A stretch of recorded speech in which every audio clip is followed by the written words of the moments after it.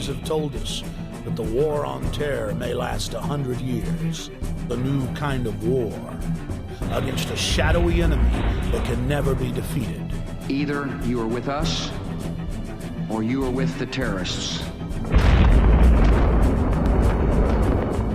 Generation after generation will have to lay down its liberty in an endless war for global empire. It was a breathtaking display of firepower. And the Pentagon says we ain't seen nothing yet.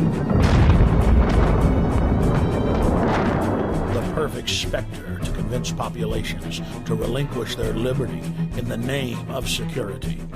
There is no doubt that Saddam Hussein now has weapons of mass destruction. There is no doubt that he is amassing them to use against our friends, against our allies, and against us. And if he does not disarm, the United States of America will lead a coalition and disarm him in the name of peace. We've been told that we're facing a 100-year war that will last generation after generation.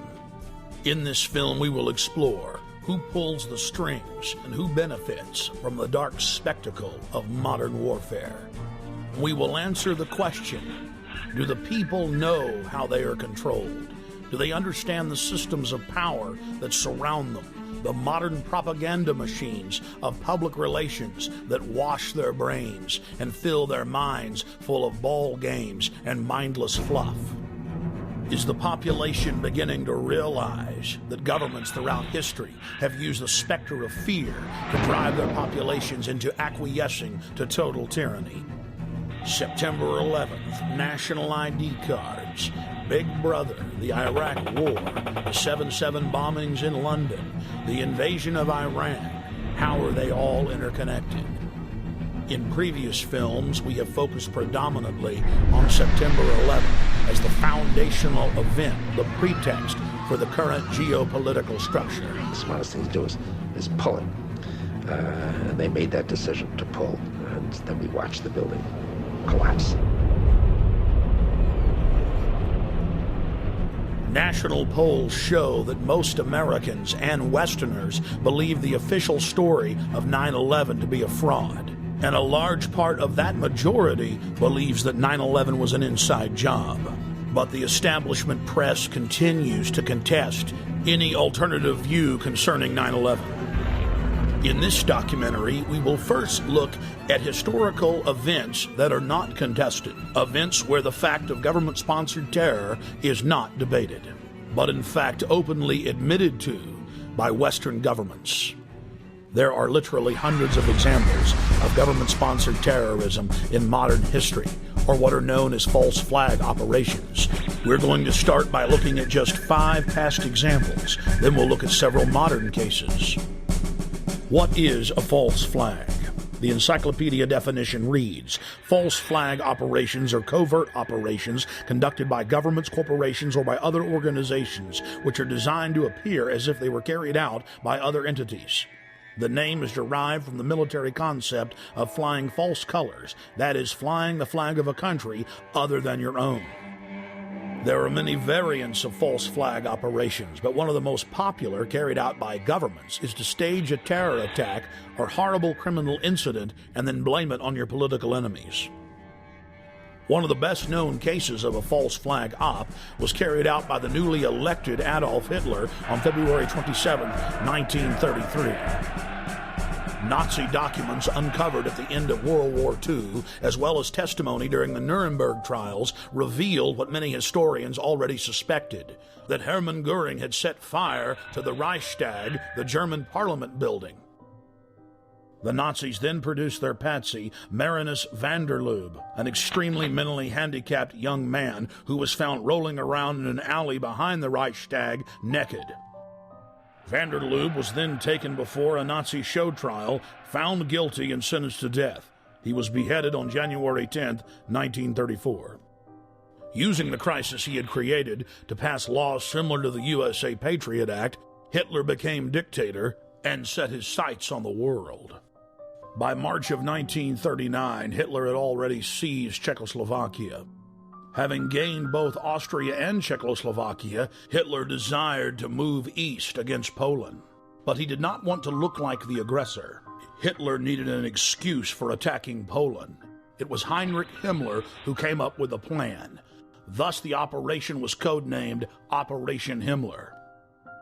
On the night of August 31st, 1939, the Germans took an unknown prisoner from one of the concentration camps, dressed him in a Polish uniform, took him to the town of Gleiwitz on the German-Polish border, and then shot him. The stage scene with the dead prisoner dressed in a Polish uniform was supposed to appear as a Polish attack against the German radio station. German radio, newspapers, and newsreels were flooded with images of what appeared to be a dead Polish soldier who had dared attack the Reich. Now Hitler had his excuse to invade Poland, and the nightmare of World War II had begun.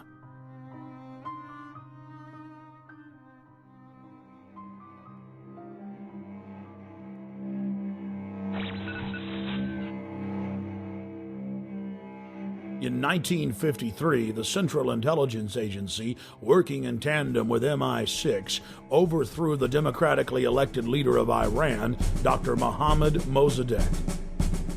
Mossadegh had been educated in the West, was pro-America, and had driven communist forces out of the north of his country shortly after being elected in 1951. Mossadegh then nationalized the oil fields and denied British Petroleum a monopoly. The CIA's own history department at CIA.gov details how U.S. and British intelligence agents carried out terror attacks and then subsequently blamed them on Mossadegh. In the late 1990s, large sections of Operation Ajax were declassified. The field commander of Operation Ajax was none other than the grandson of President Theodore Roosevelt, Kermit Roosevelt. Before his death in 2000, Roosevelt went public to the media, bragging about his patriotism in carrying out terror attacks in Iran and blaming it on the government. The provocations included propaganda, demonstrations, bribery, agents of influence, and false flag operations. They bombed the home of a prominent religious leader and blamed it on Mossadegh. They attacked mosques, machine gun crowds, and then handed out thousands of handbills claiming that Mossadegh had done it. The handbills read, "Up with Mossadegh, up with communism, down with Allah." Dr. Mohammad Mossadegh was incarcerated for the duration of his life. He fared better than many of his ministers who were executed just days after the successful coup for crimes that MI6 and CIA had committed. The CIA then formed the dreaded Iranian Secret Police, or SAVAK, and a 25-year reign of terror and torture then commenced. The operation was seen by Western intelligence agencies as a huge success. The CIA then successfully used the exact same technique in scores of countries to overthrow elected governments and dictators alike.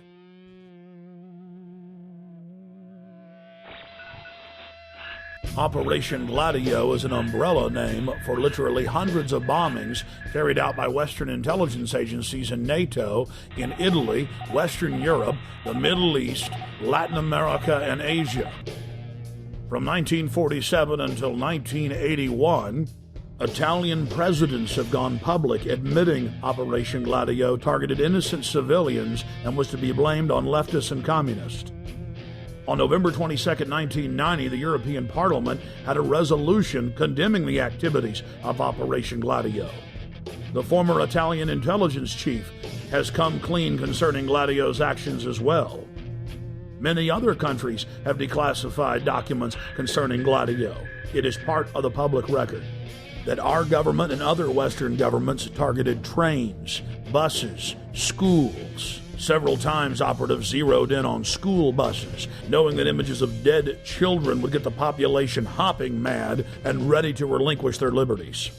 A particularly bloody bombing at the central station of Bologna, Italy, on the morning of August 2, 1980, which killed 85 people and wounded more than 200, caused some Italian officials to break their silence and begin to expose just a small part of this wicked operation.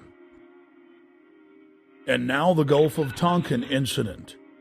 In the summer of 1964, President Lyndon Baines Johnson needed a pretext to commit the American people to the already expanding covert war in Southeast Asia.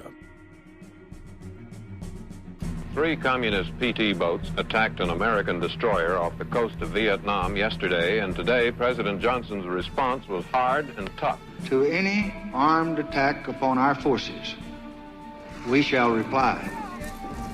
To any in Southeast Asia who ask our help in defending their freedom, we shall give it.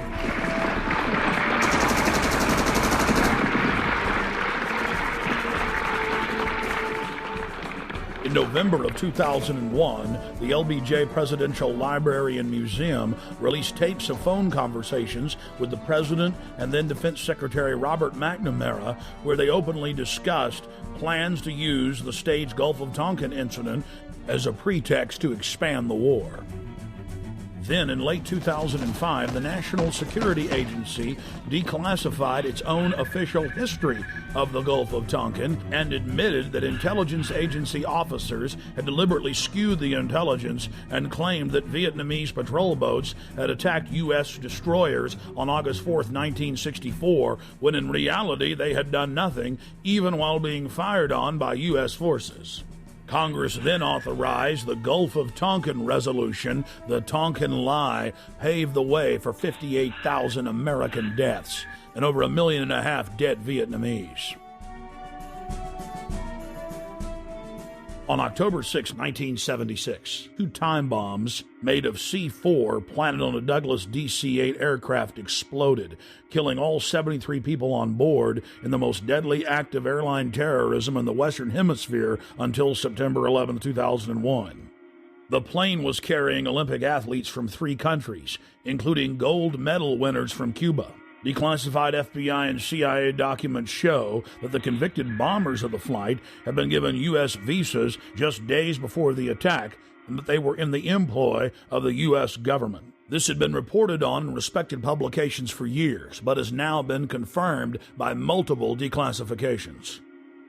Cuban plane bomber was CIA agent. Declassified U.S. government documents show that a man suspected of involvement in the bombing of a Cuban passenger plane worked for the CIA. Luis Posada Carrillas.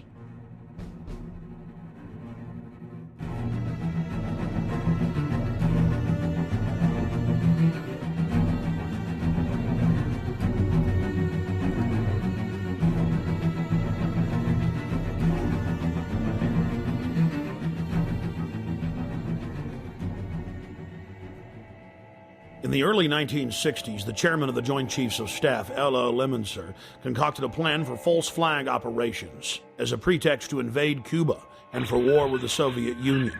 In Operation Northwoods, they planned to hijack jets by remote control, crash them, and blame the attack on Cuba. There were many other terrorist attacks they planned to carry out that were contained within the document. One scenario mentioned was the destruction of a U.S. naval vessel that was to be blamed on a foreign power as a pretext for war with any enemy they picked.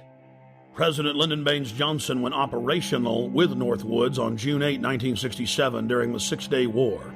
During the Six-Day War between Israel and the Arab nations, the USS Liberty was sent by Johnson to collect electronic intelligence in the eastern Mediterranean. The clearly marked U.S. intelligence ship was 14 miles off the coast of Israel in international waters. A short time after the air attack had been completed, the 3 torpedo boats approached us from our starboard quarter at high speed and in an apparent torpedo launch attitude. Israeli surveillance aircraft flew low over the ship and clearly identified it as an American vessel. At 2 p.m. that afternoon, the USS Liberty was attacked by 3 Mirage 3 fighter bombers. From the onset of the attack, the fighter bombers were jamming U.S. signals. Not only were they jamming U.S. signals specifically, they were also unmarked, the only unmarked aircraft in Israel's arsenal. The fighter bombers strafed the ships with their cannons, dropped conventional munitions and napalm on the ship, repeatedly from stem to stern. After the Mirages had done their work, the ship was hit by medium bomber Dassault missiles carrying napalm and other munitions like white phosphorus. The USS Liberty was then attacked by 3 Israeli torpedo boats bearing Israeli flags. The torpedo gunboats opened fire with high-caliber machine guns and launched torpedoes. A single torpedo struck the ship, blowing a hole in both sides, entering the ship and leaving a 30-foot exit hole when it exploded. Then the torpedo boats began strafing life rafts in the water, an international war crime. While all of this was happening, the oversized American flag flew clearly above the ship. The attack on the Liberty went on for hour after hour after hour. During the entire attack, the USS Liberty continually called the Sixth Fleet that was nearby, begging for air support or rescue. 2 aircraft carriers in the Med responded by launching fighter aircraft. Unbelievably, they were recalled by the White House. Rear Admiral Geist, then commanding the carriers in the Sixth Fleet, called Washington personally to confirm the recall order. Secretary of Defense McNamara came on the line, and then President Johnson himself told Geist, "I want that goddamn ship going to the bottom. No help. Recall the wings." Imagine being Admiral Geist begging the president to allow you to defend an American ship that's under attack and being told by him that he wants the ship going to the bottom. Despite the fact that the U.S. carriers withdrew their help, a Russian spy ship appeared and witnessed part of the attack. After 3 hours into the attack, the Israelis withdrew because there were witnesses, allowing the damaged USS Liberty to limp to safety. 40 years after the attack on the USS Liberty, we know exactly what happened. I've interviewed former chairman of the Joint Chiefs of Staff, Admiral Thomas Moorer. I've interviewed the admirals that were on the line who heard what President Johnson said. I've even talked to the head JAG officer of the Navy who was ordered to falsify the reports and cover up what had really happened. One of the Israeli pilots has gone public as well, saying that 3 times he refused over his radio to headquarters to attack the ship, saying clearly that it was an American ship in international waters and an ally.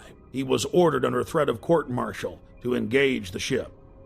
In a nutshell, this is what happened. President Johnson had personal control over the ship, parked it in the Mediterranean, made a backroom deal with Israel to attack it with an order to kill all aboard.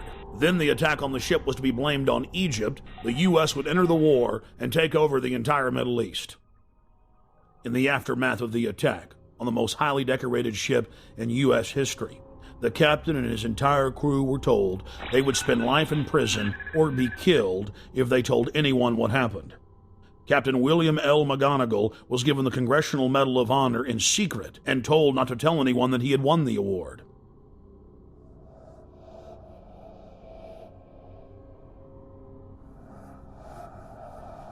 Now that we've looked at a small cross-section of historical examples of government-sponsored terrorism, let's fast forward to the horrific attacks of 7/7 in London.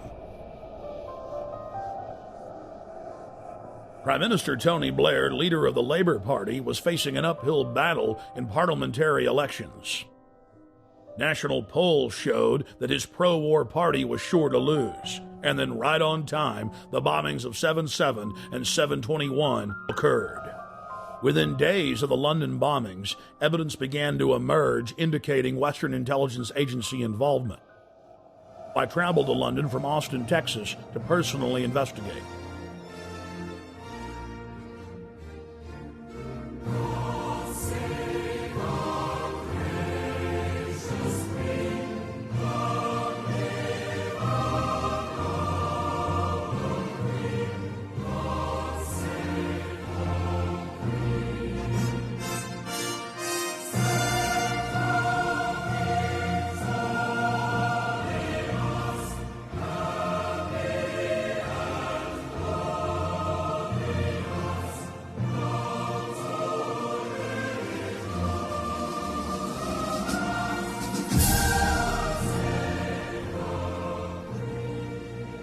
Once I arrived, I was met by Paul Joseph Watson and his brother Steve Watson, who are reporters for my news website, prisonplanet.com.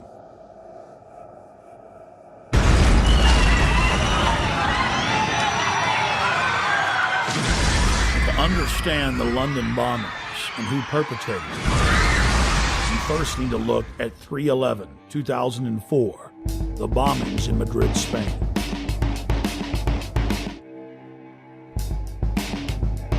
Years after the blast that rocked trains in the city of Madrid, Spain, the government admits that al-Qaeda had no connection to the attacks. Every one of the supposed bombers had intimate links to the Spanish security services, including the head of their bomb squad. The alleged leader of the bombers, who reportedly gave dynamite to the terrorists, was connected to the Madrid bomb squad. And we see the exact same earmarks, the same MO in the London bombings that we witnessed in Madrid. On the morning of July 7th, 2005, 3 trains and a city bus were ripped to pieces when 4 military-grade explosive devices detonated. At 8:50 a.m., 3 explosive devices simultaneously detonated on 3 separate trains. Within minutes, eyewitnesses were reporting to the press that there had been multiple terror attacks.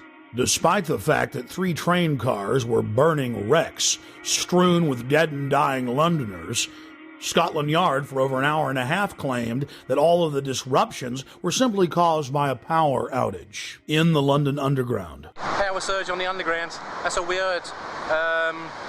The bus was about an hour after the Underground, so that's when I think everybody knew that it wasn't what it was, you know. I think it was just an excuse, power surge, whatever. Why would they say that, though, knowing it wasn't? Trying to cover up, probably, you know what I mean?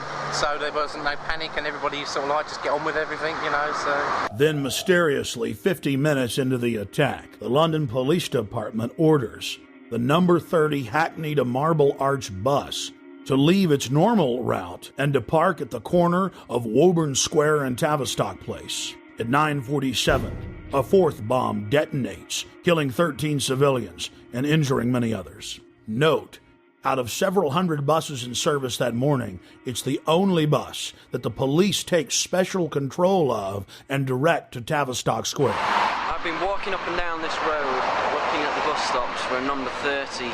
The bus stops have all the numbers of the buses on them individually. There's no number 30 on any of the bus stops.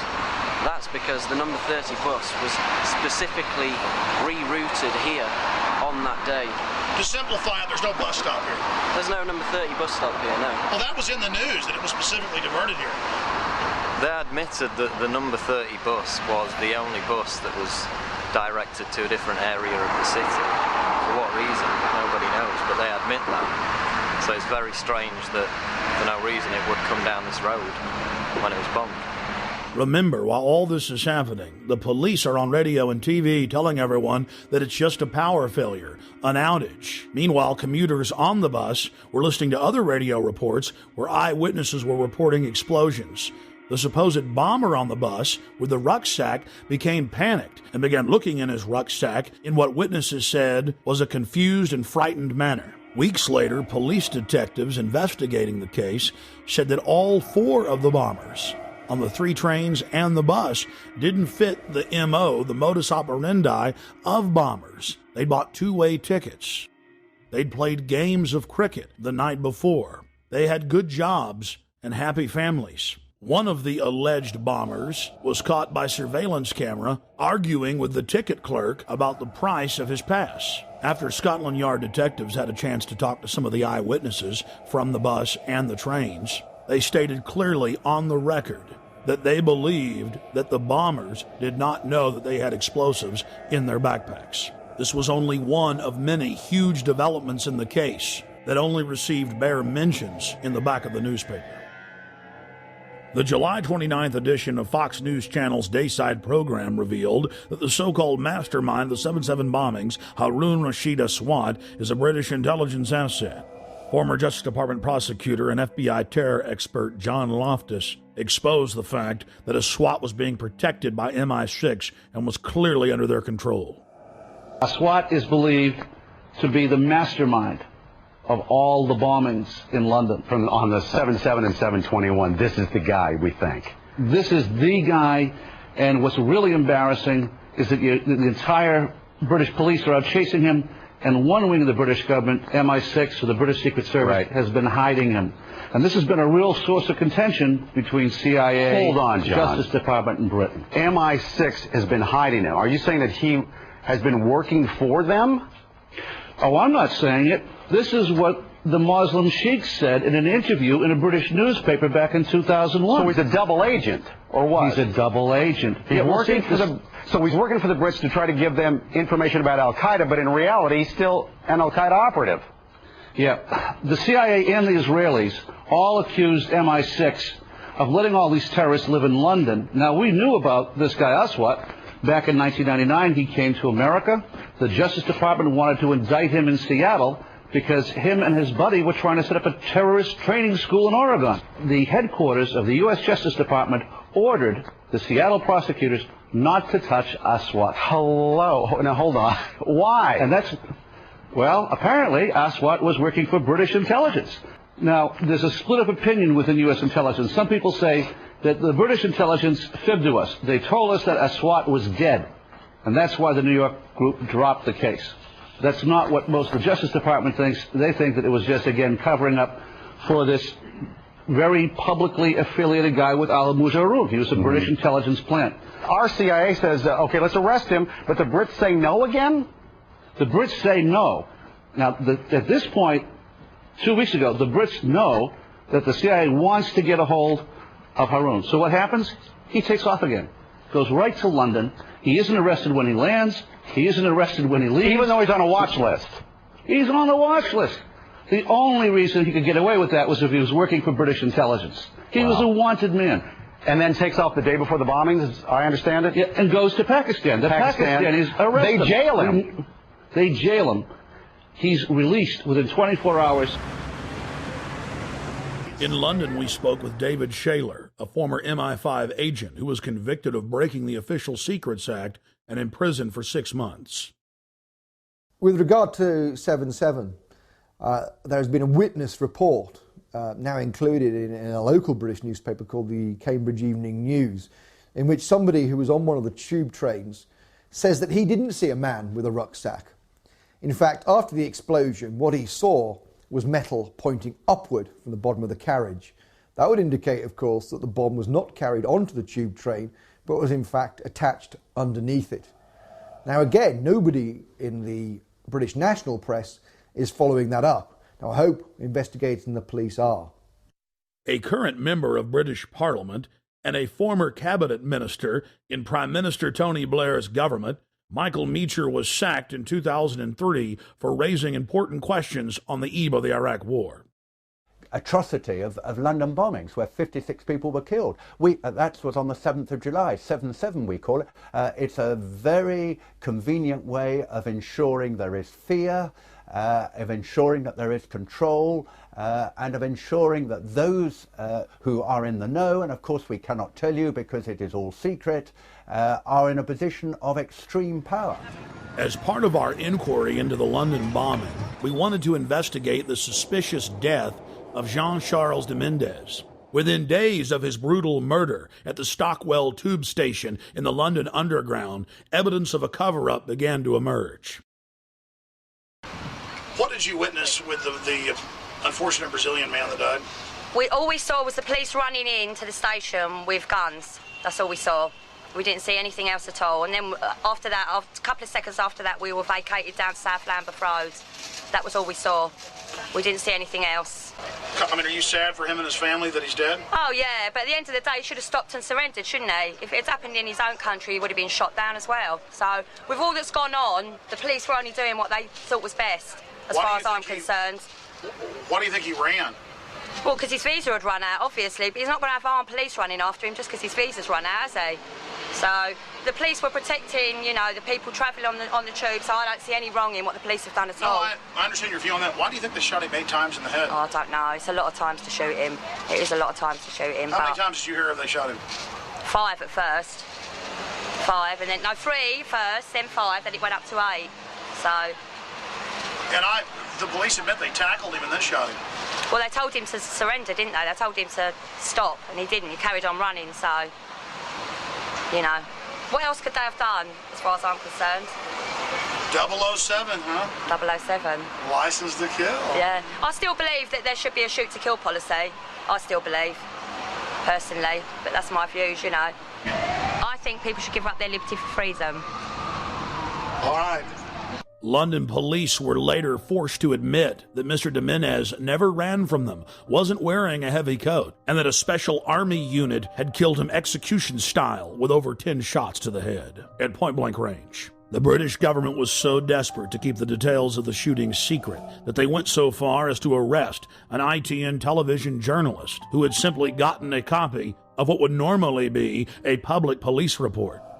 Government whistleblowers and police have also been suspended and arrested for telling the truth. We had our details taken and were threatened with arrest simply for asking questions of locals outside the Stockwell station and videotaping police. Where are you based? Austin, Texas.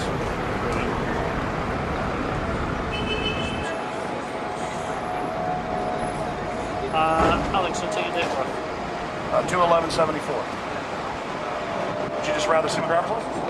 No, that's okay. Well, here, just let me do it. Take it down. That's all I need, mate. Well, I mean... And you're just, you're filming for a program back in the States or something? Exactly. In fact, I think it'll probably be broken into... Think about it, yeah. Sir, what do you think about this event? I think it's very bad that has happened. What do you think should happen? I think the policy of shooting should have been more thoroughly thought out. I'm afraid there must have been a terrible mistake here. I feel very sorry for the family and very sorry for the policeman that made a horrible mistake. Yeah, it's got to be bad for everybody. It's a tragedy all around, I think. Thank you. The police first claimed that it was a hot morning when official weather reports showed that it was around 60 degrees and that Mr. Jimenez was running down the street wearing a giant padded coat with wires sticking out of it, that he vaulted over the turnstiles, charged through a crowd of pedestrians, raced onto the train, and was about to detonate bombs when the heroic officers gunned him down. The authorities then conveniently claimed that all the surveillance cameras malfunctioned that morning. Police have now been forced to admit, thanks to watchdogs in their ranks, that none of the cameras malfunctioned, and they've now released the video. The government has now been forced to admit that he was wearing a light denim jacket, and there were no wires of any type. Police that weren't part of the special military unit didn't know why they killed him.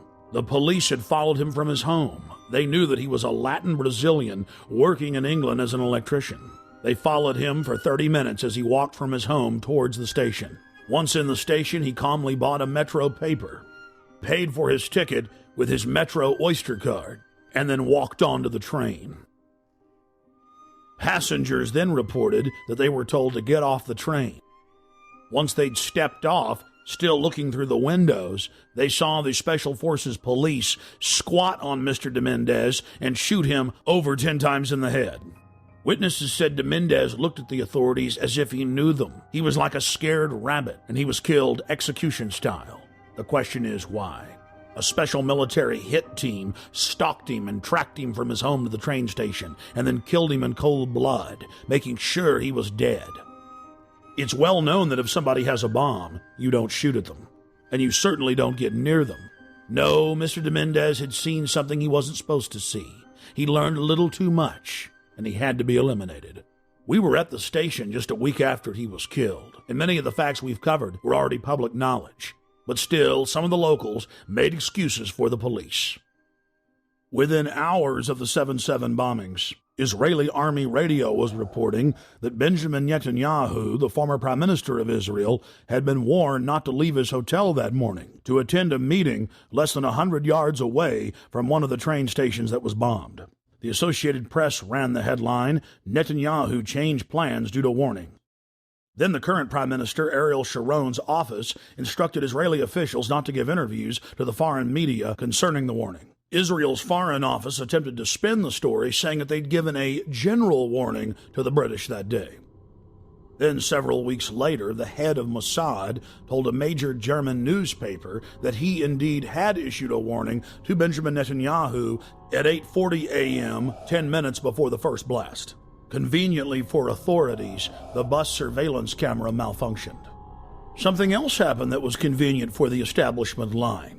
All 4 of the supposed bombers' identification cards survived unscathed at all 4 events. But there was just one problem. In one case, one of the bombers' IDs was found at 2 separate locations.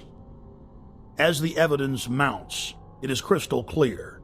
Only criminal elements of the British government could stage the attacks and then engage in the cover-up. The reason the Netanyahu story is important is it clearly shows that other intelligence agencies were aware of what was going on in London that day and took necessary precautions to protect their Minister of Finance. In 1994, the Israeli embassy in London was bombed. This was at a time when I was in the service. I joined the Middle Eastern section shortly after that, and I was actually astounded to read a document written by a senior MI5 officer who'd seen all the information coming in about this attack, and he said that he believed that the Israelis had bombed their own embassy. In any staged terror attack, governments have to be extremely careful to keep the operation shielded, compartmentalized. Most people in government are moral individuals who believe that they're standing up for their nation's sovereignty, for its national interest, and it's absolutely essential to keep them in the dark. One of the chief tools used by governments as a smokescreen is staging exercises or drills at the exact same time and exact same places as real events.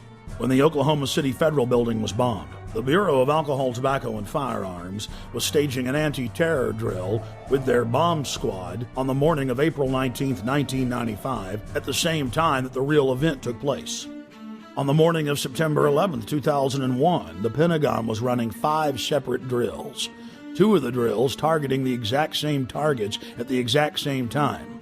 That caused NORAD to stand down, believing it was just a drill. And London was no different.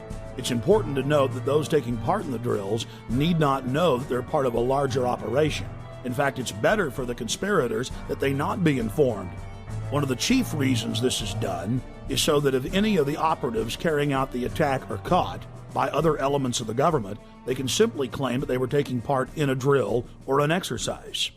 NSA, Infopol 9, and Echelon-type systems that are scanning for terrorist chatter will be fooled into believing they've simply picked up part of an exercise. On the morning of 7/7 in London, there was a simultaneous exercise targeting the exact same trains, the exact same bus, at the exact same locations, at the very same time. What we're supposed to believe is some kind of coincidence. There was also an anti-terrorist drill going on 7/7. And again, just like 9/11, they were talking about attacks on the same targets, the same kind of tube stations, and exactly the same time as the actual attack happened. We learned of the drills of 7/7 on 7/7 from Peter Power, the head of Visor Consultants, a crisis management firm based in London. Mr. Power was the former spokesperson for Scotland Yard. Mr. Power told National British Television, ITN News, about the drills. Today we were running an exercise for a company, bearing in mind I'm now in the private sector, and we sat everybody down in the city, 1,000 people involved in the whole organisation, but the crisis team, and the most peculiar thing was we based our scenario on the simultaneous attacks on the Underground and mainline station. So we had to suddenly switch an exercise from fictional to real. And one of the first things is, get that bureau number. When you have a list of people missing, tell them. And so it took a long time. Just to get this right, you were actually working today on an exercise that envisioned virtually this scenario? Almost precisely. I was up until 2 o'clock this morning because it's our job, my own company, Visor Consultants. We specialise in helping people to get their crisis management response. How do you jump from slow time thinking to quick time doing? And we chose a scenario with their assistance which is based on a terrorist attack because they're very close to a property occupied by Jewish businessmen. They're in the city, and there are more American banks in the city than there are in the whole of New York. A logical thing to do. And I've still got the... I was going to say, how extraordinary today must feel for you as it unfolds. He repeated himself to BBC Radio 5. The thing that concerns me is that what are we doing for the thousands of men and women actually who are in London working? And I say that because at 9:30 this morning we were actually running an exercise for over a company of 1,000 people in London based on simultaneous bombs going off precisely at the railway stations that happened this morning. So I still have the hairs on the back of my neck standing upright. To get this quite straight, you were running an exercise to see how you would cope with this, and it happened while you were running the exercise? Precisely. And it was about 9:30 this morning. We'd planned this for a company, and for obvious reasons I don't want to reveal their name, but if they're listening they'll know it. We had a room full of crisis managers for the first time they met. And so within 5 minutes we made a pretty rapid decision, this is the real one. And so we went through the correct drills of activating crisis management procedures to jump from slow time to quick time thinking and so on. If we use a standard actuary employed by major insurance companies to calculate the probability of these events coinciding in a 10-year mean, we learn that the probability of this happening is greater than 1 in 300 tetragillion. To put that in perspective, that's a number with 41 zeros behind it. That is trillions and trillions and trillions and trillions and still more trillions times greater than all the grains of sand in all the world. To put that number in perspective, it has 41 zeros. Scientists using supercomputers have estimated that the Earth has over 7 quintillion grains of sand. A quintillion has 18 zeros. It would appear as some way of stopping the response of the emergency services or providing some kind of cover for what must be operations orchestrated in some way by the state. The evidence is overwhelming. All the telltale signs are there of government-sponsored terror. Only the British government had the know-how to carry out the attacks and to control the situation before and after the bombings. And of course, there's all the other admitted cases where the British government has hired terrorists to carry out assassinations or carried out bombings in their own country as a pretext for political control. And then, of course, there's qui bono, Latin for who benefits, who stands to gain. In the weeks leading up to 7/7, Tony Blair's poll numbers had fallen to the lowest point in his 7-year administration. His Labour Party was sure to lose the parliamentary elections. Support for the war was dismal. Despite the bombings, which did improve his approval ratings and support for the war, he was still only barely able to maintain control over the British House of Commons. In the wake of the bombings, Tony Blair's administration descended on the British people with a raft of tyrannical legislation, attacking the press, freedom of assembly, and setting up the conditions needed for a martial law takeover of the nation through the Civil Contingencies Act. And of course, the bombings took place while world leaders were meeting in Scotland, so Bush and Blair could grandstand and blame the whole thing on Iraq, legitimizing their war.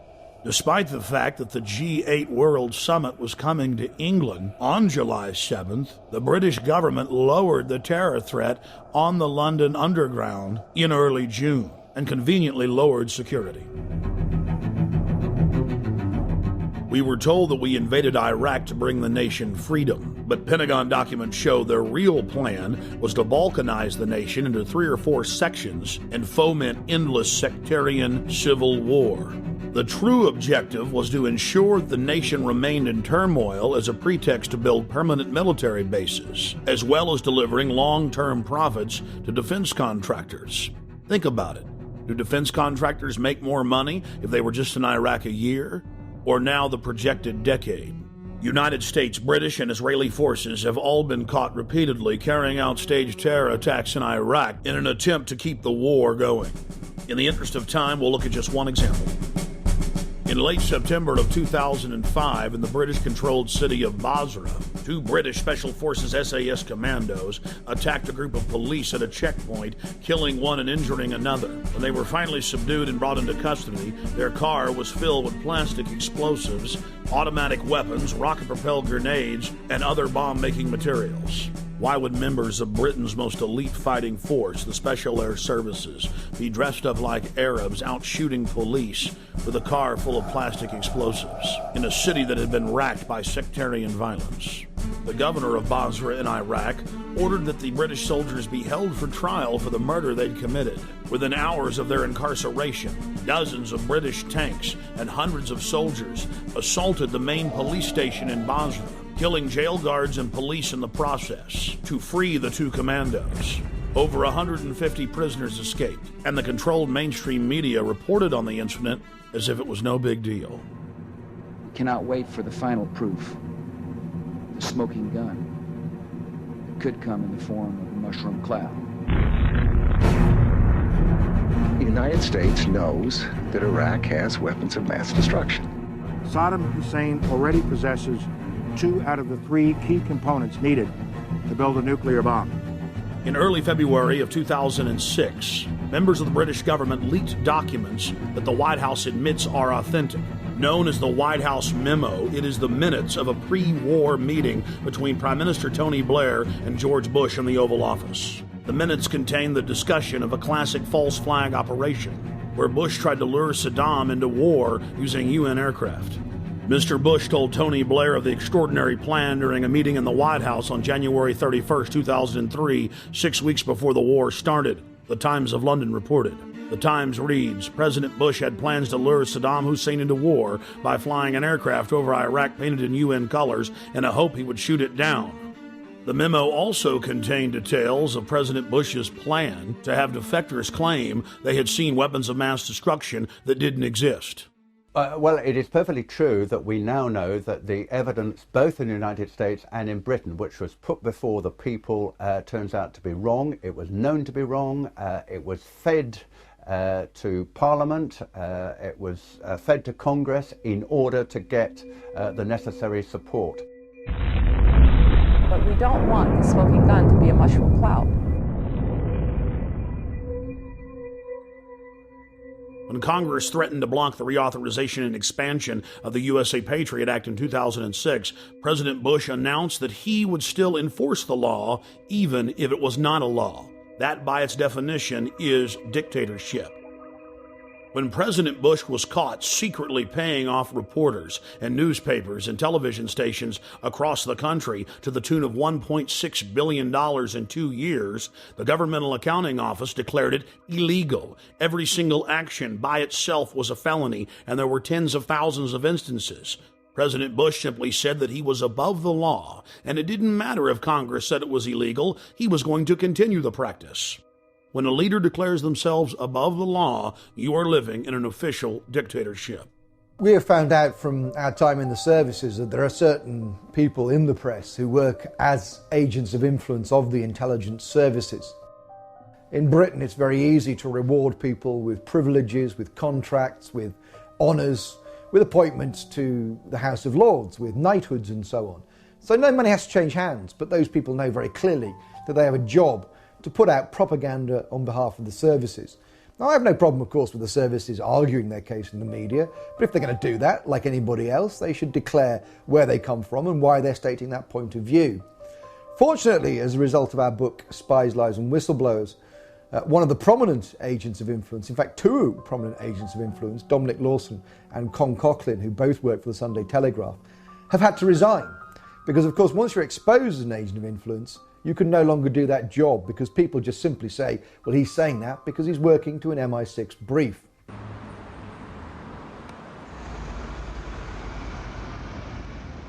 When Congress informed Bush that secret arrest, secret detention, and torture was illegal, he simply had his Attorney General, Alberto Gonzales, issuing a policy paper claiming that it was lawful. Known as the infamous torture memos, Gonzales said that they would simply stop calling it torture and call it pressure, and that if someone died in custody from torture, that was acceptable.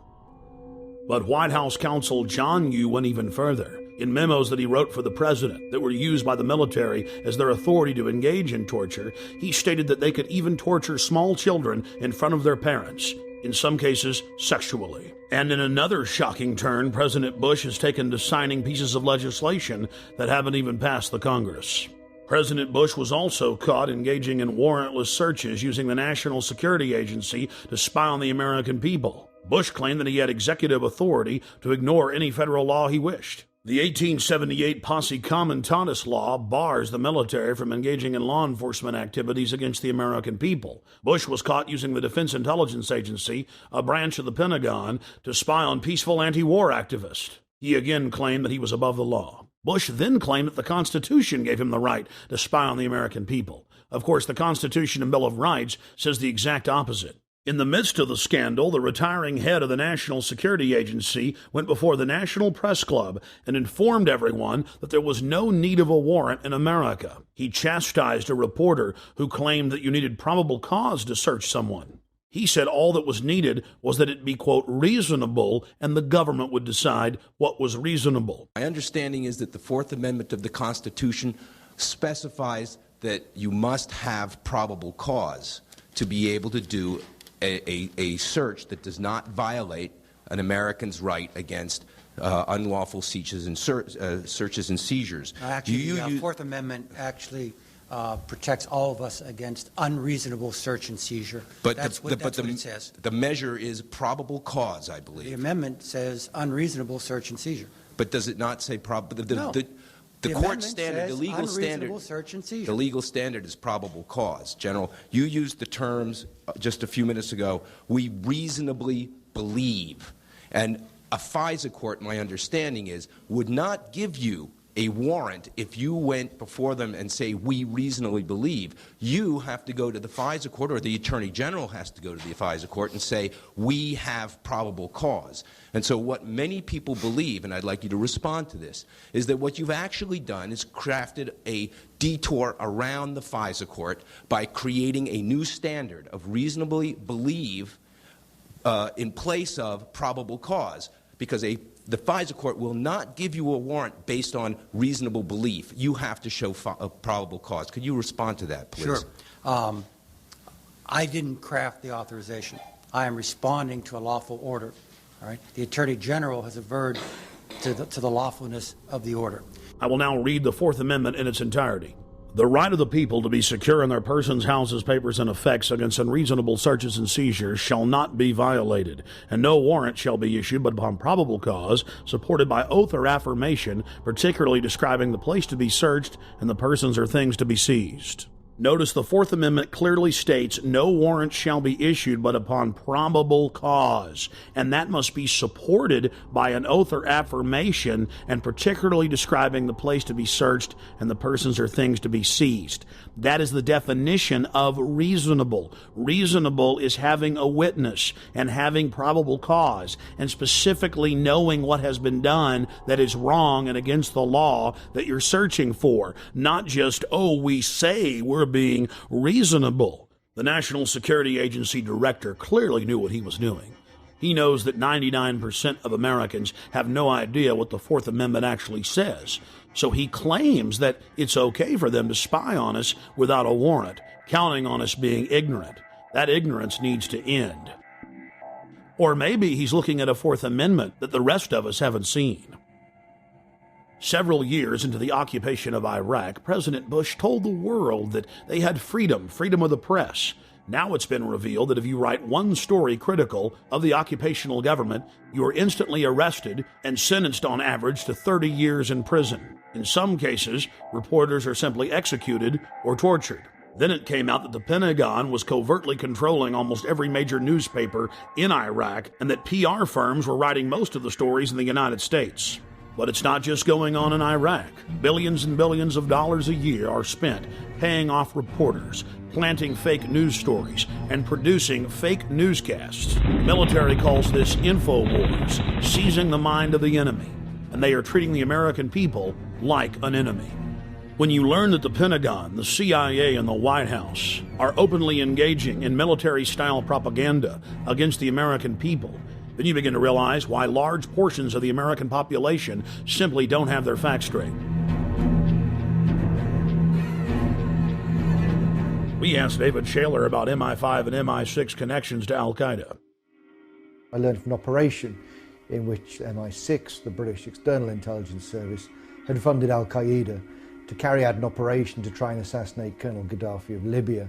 Once I'd become briefed on a plot in which MI6 was funding our terrorist enemies without government permission, I no longer wanted to be part of that setup. We also spoke with former MI5 agent Annie Mashon, herself a whistleblower, exposing MI5 and MI6 wrongdoing. I went public in conjunction with my partner because we'd seen so many dreadful things going on, and we believe that the British public deserves better protection. My own not as much government but intelligence services were carrying out operations in which innocent Libyans died.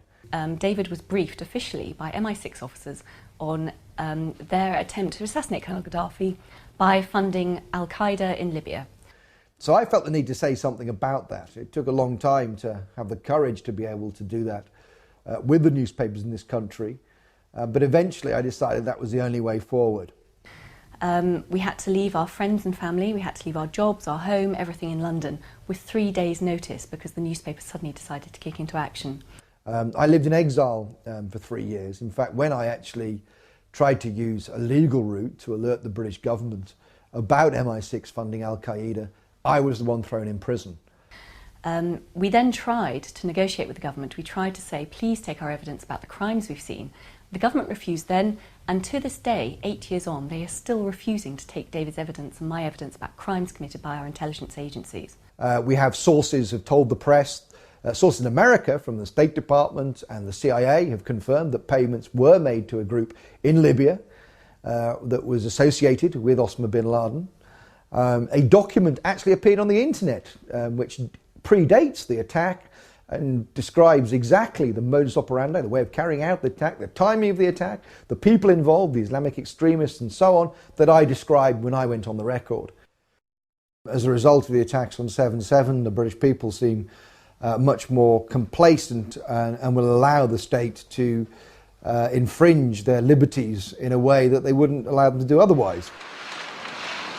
While in London, I learned that Parliament had just passed a law that would ban any type of free speech within several miles around the British Parliament building. Blair's approval ratings go up when there is an event. Bush's approval ratings go up when there is an event. What, quote, Muslim extremists in their right mind would carry out an operation that would empower the New World Order global empire whose epicenter is London and New York and D.C.? Why would anybody put up with this? My friends, never give up your liberty. Stand up against tyranny. Learn the truth and find out who has the motive. Find out who has the motive to scare you into submission, to intimidate you, to bully you, into accepting their wars of global war and empire and genocide. At a time like this, I think people are prepared to give up a little bit of their liberty, aren't they? Just a bit. I mean, yeah, it's okay. I mean, if you've got nothing to hide, it's not really a problem, is it? I think we should be just a bit firmer on what we've allowed here. I think we've been too democratic and we've been too soft. What it's done to people who wish to demonstrate is increasingly worrying. A lot of demonstrations, both at Genoa, at the G8 at Gleneagles, many other places around the world. There is no wish of those who demonstrate, in my view, for violence. They disagree profoundly with what their governments are doing. I'm not saying whether they're right or wrong. I'm simply saying that they should have the right to do so without harassment, intimidation, or indeed being charged, attacked, and being seriously injured. Because the only ones who are going to be allowed to have the big loudspeakers out in the public areas, just like in China, are going to be the state. I must say one of the things that does concern me is Brian Hoare, who camped outside Parliament in the square, which actually faces the parliamentary buildings, faces the large iron gates where ministers come in and MPs go in and out. It may be ignored, he may be laughed at, he may be mocked, but at least he is able to do it, and some people may listen, and you may have more effect than we realise. Now, we call that, or at least we used to call that, free speech. What about the Freedom Lady, the Statue of Liberty? Well, I did hear a rumor that the Statue of Liberty has been brought in for questioning. She may be with Al-Qaeda. You're probably right.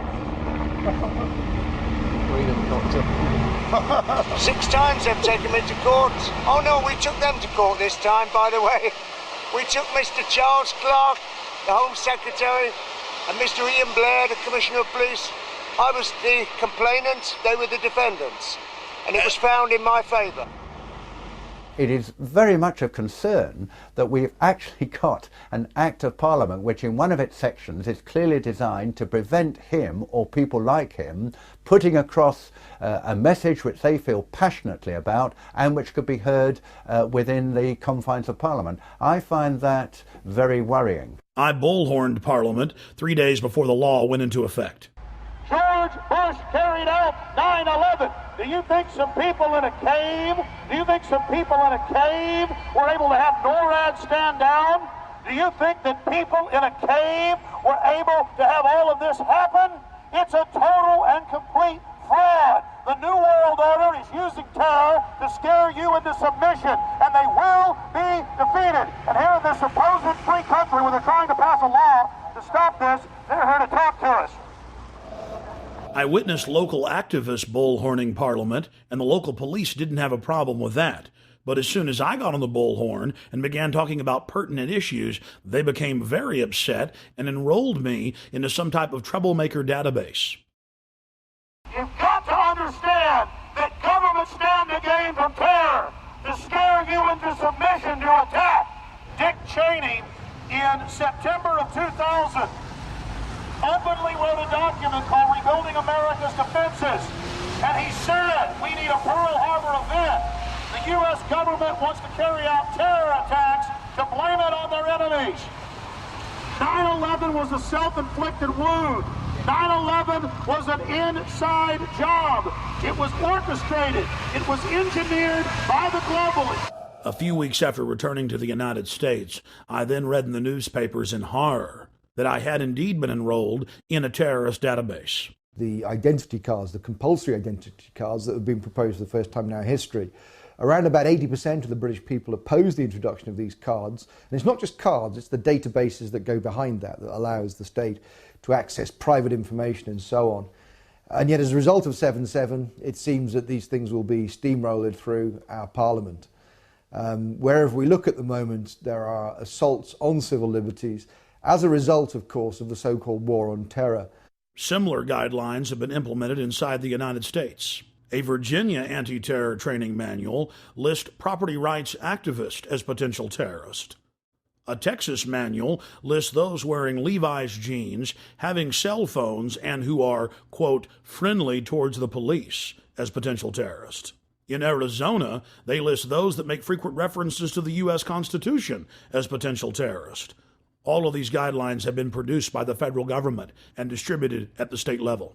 The federal government itself has told police to be on the lookout for drivers who have road almanacs or driver atlases. All across the planet, governments are restricting free speech and setting up so-called free speech zones to stop their populations from demonstrating. Months later, Paul and Steve Watson came to Texas and joined me live on my radio broadcast to discuss the aftermath of the London bombings. We are joined in studio by Steve Watson and Paul Watson. Guys, you've been in the United States now for about 7 days. How have you liked it? It's been pretty good so far. Obviously, it's all Western culture, so it's pretty similar. But when we were in London, I mean, there were so many facets to it. But what was it like to have the police march up to you and tell you to turn your camera off when you were just on a public street interviewing people? Well, I mean, the fear-mongering at the time, we were there right after the bombings, 3 weeks after the first bombings, I believe, but then there was the second failed attempt. So the state of panic was still quite high, even though Londoners basically were apathetic to the attack. They just got on with their lives. They weren't really buying the government propaganda on it. We had case after case where we'd be out on the street doing interviews with people, and we'd be showing the video cameras, and there were people working right there at the Hard Rock Cafe, and I'm like, look at these cameras, they're everywhere, they're in plain view, and the manager comes out and goes, you know, thanks for showing me that, I've never noticed those. What's your name, sir? Charlie. I'm Alex, nice to meet you, Charlie. How you doing? Good. What do you think of the new symbol of the United Kingdom is going to switch from the Union Jack to the black surveillance camera? Well, you know, there's plenty going on in London, so they need the surveillance cameras everywhere. But I mean, it's going to be the new national symbol, or of course I'm being sarcastic, but really it has become the national symbol. 4+ million surveillance cameras in the great city of London alone. What to say about it? You know, I don't even see them now. You don't see them? They don't exist? No. 4 million in the city. That's the first time I've even noticed they're there, and I've been working here a year. Out of sight, out of mind, huh? That's it, that's it. That's kind of Orwellian, though. You seem like a smart guy, but did you know only the smartest people in the inner party know how to engage in doublethink and doublespeak, where you don't even notice the cameras that are there? In fact, if you say they're not there, they're not there. Here, together, let's say they don't exist. All right, they don't exist. 2 plus 2 equals 5, hey. Hey, you could get an inner party membership. All right, I'm into it. I mean, that was actual doublethink. Steve, Paul, you want to comment on that? Well, let me read a quote from Orwell. from 1984. Doublethink is an unending series of victories over your own memory, reality control. To know and not to know, to be conscious of complete truthfulness while telling carefully constructed lies, to hold simultaneously two opinions which cancelled out knowing them to be completely contradictory and believing in both of them, to use logic against logic to repudiate morality while laying claim to it. And this is exactly what we saw over and over again in London. You've got a nest of, 6 or 7 cameras, and people are out there saying they've never noticed them.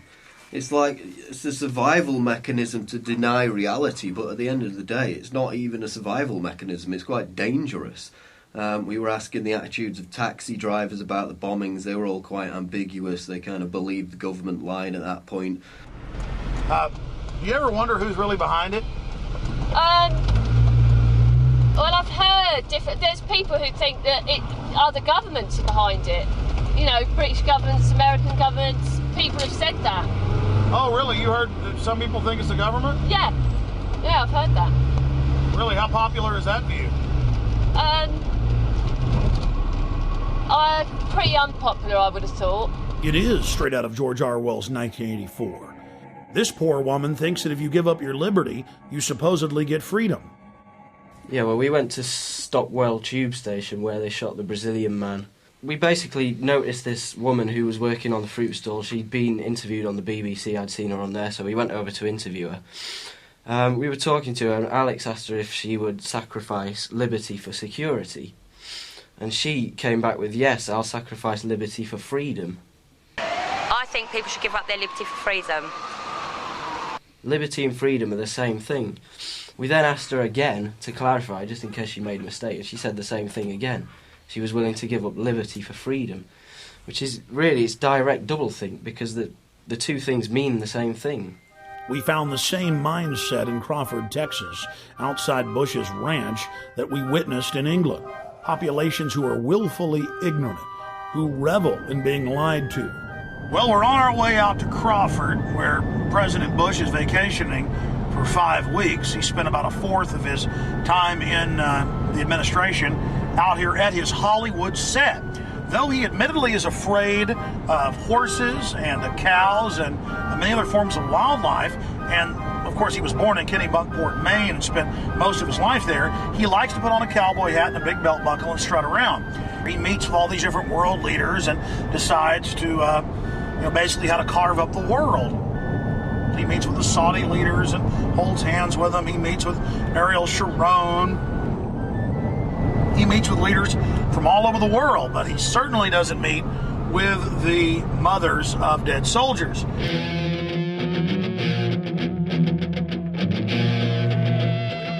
They don't have any skin in the game, so it's easy for them to say, let's keep our troops over there, let's complete the mission, even though we don't even know what the mission is. That's really a theme, that we got to get them before they get us. Do you think Iraq attacked us on 9/11? Maybe not Iraq itself, but the belief in the cause that those people have did. Yeah, absolutely. 15 of the 19 hijackers came from Saudi Arabia. Bush is out at his ranch holding hands with the royal princes, but then we've got to go into Iraq. No, I mean, seriously, sir, it's a serious issue. I know where you're going. Where do you think we're coming from, though, sir? I mean, tell me. Well, you're trying to connect this, we're in bed with Saudi Arabia BS, and this is all a big farce to get Saudi oil and all that. That's not what it's about. So our government isn't in bed with Saudi, okay. While in Crawford, we ran into Ray McGovern and spoke with him about Iraq. Ray McGovern is a retired, senior-level CIA analyst whose career spanned the administrations of John F. Kennedy to George H.W. Bush. His duties included chairing national intelligence estimates and preparing the president's daily brief. I believe that they are still interested in permanent military bases there. I believe they are still interested in controlling the oil from that part of the world. And so it will be stay the course. It will be 6, 7, 8 U.S. troops killed every day or every week. And what's below the surface here was revealed to me by a very well-heeled gentleman who came up to me after a speech I made outside of Milwaukee in a very affluent suburb. He said, "Mr. McGovern, get real. I mean, what's your problem?" He said, you don't have any problem with, you don't deny that we need the oil, do you? And I said, no. He says, well, you know, 6, 7, 8, 10 Marines a week for the oil. You have to admit that's a very, very cheap price for the oil. I said to him, you know, how do I handle this? I said, well, the utilitarian argument is probably the best. I object to it, said I, because we can't do it. There are 1.3 billion Muslims in this world. They're not going to let us do it. It's already widening. The borders are porous. We can't do it. Well, that didn't convince him. He said, well, I think we can do it. I said, oh, well, suppose your son was one of those 6 killed in Iraq last week. And you know what? He looked at me like it had never occurred to him. And it wouldn't have occurred to him because it wouldn't be his son, you know. It would be the sons from the farms. It would be the sons from the cities. And so he said, well, I don't buy that either. So I'm thinking, well, maybe I'll try a moral argument on it. I said, well, are you one of those that likes to have the 10 Commandments brought into the schoolhouses and the courtrooms of this? He said, oh, that's a great idea. I said, well, you know, if memory serves, there's one that says, thou shalt not covet thy neighbor's oil. I mean goods. Don't bear false witness. There's one, don't forever what. There's one that says you shouldn't steal. And there's also one against killing, if I remember correctly. So maybe you want to subtract 4 and bring in the 6 commandments into the schoolhouses and the courtrooms of this world. Get real, I said. This is a moral issue. We shouldn't be going around killing unarmed civilians and causing more violence where violence is endemic. And what did he say, sir? He turned on his heel, marched out to his SUV, prayed for cheap gasoline, and drove home. I'm with the oil. Let's educate them, bring them in democracy, and take their oil.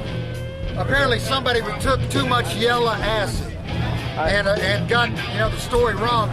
The majority of the construction, and the vast majority, I could say 90% of the construction that I saw wasn't with the Iraqis, it was with the American bases that they were building. Concrete structures, incredibly permanent, designed to house thousands of soldiers for a long period of time. The American people are being kept in the dark about all this. If it weren't for shows like yours and for a few others and the internet, people would never have a chance to learn the truth of this. What Cindy Sheehan has done is brought a human dimension to this. They said, look, people are getting killed, including my son. A lot of Iraqis are getting killed. Why don't we face up to whether this war makes any sense at all? Do we really want to have our young people sacrificed for what? We don't know. We don't know what's going on. To tell you the truth, my kids don't know the things that are involved in the decisions I make at my house. And that doesn't mean that they need to be involved in the decisions because I know better than they know. It's because I'm more informed. And I'll give him that same benefit.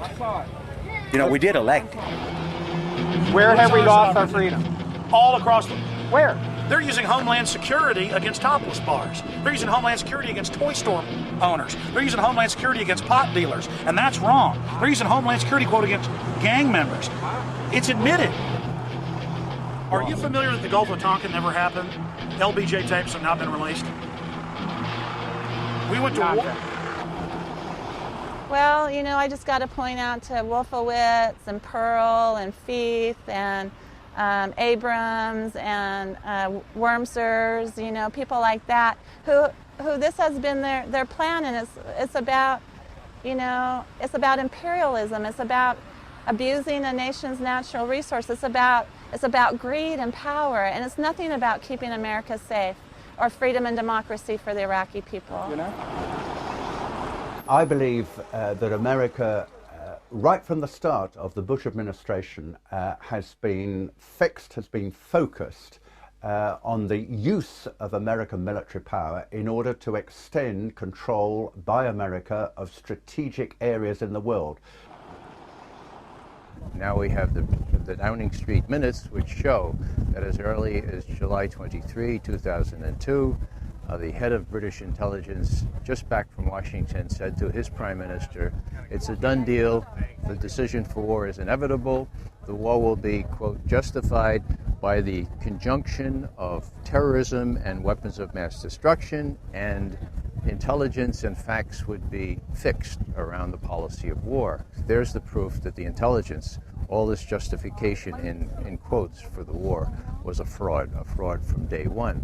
The Project for a New American Century, the think tank, with the report called Strengthening America's Defenses. This is frankly a demand for full spectrum dominance by the United States. I think the most chilling aspect of the Project for a New American Century document is this kind of transformation of our foreign policy, this kind of strengthening of America's defenses is a revolutionary change and is not going to happen at all quickly, absent a new catalyst of massive proportions, for example, a new Pearl Harbor.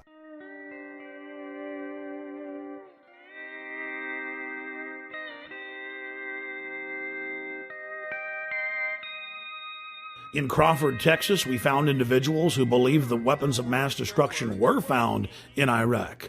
No weapons of mass destruction were found. Are you kidding me? Do you buy that? Yes. Of course there were mass. Of course there were.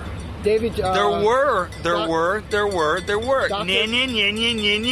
This guy would make a great citizen in George Orwell's fictitious 1984. If we took him all away, does that still mean that if he had the capability, would he still? See, that's in the mind. Well, she's got an ad on TV that said he lying. lied, my son died. You know, he hasn't lied to nobody. What did George Bush lie about? He said he was going to protect weapons this of mass country. Destructions. That no matter weapons of what it mass took to keep destruction. the enemy out of our backyards. He never said there weren't going to be nobody killed. That's war. I think they're saying that Bush lied about WMDs, not about troops were going to die. But did he though? Those weapons were there. The authoritarian powers of the state, which are available to government, is very dangerous. And I think we live in a state, we live in states, both the United States and the UK, where the powers to question, to call in evidence, to demand explanation, to hold to account those who are in control are gradually, systematically being weakened. This is very dangerous in a democracy.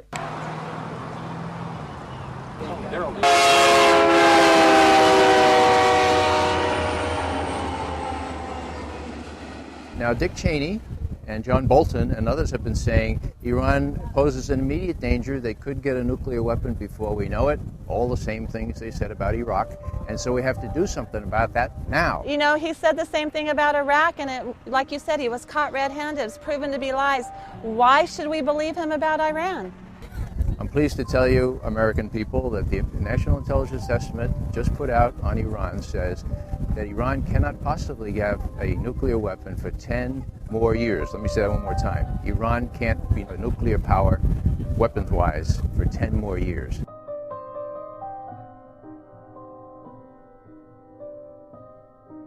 We have to look at whether our governments are creating enemies so that they can justify what they do. Of course, two of the biggest funders of American presidential campaigns are the oil industry and the arms industry. And it's in their interests that we invade places like Iraq. We're going to let the Israelis, or we're going to do it ourselves, attack the nuclear facilities in Iran. Now, people say, that's crazy. That is absolutely crazy. I agree.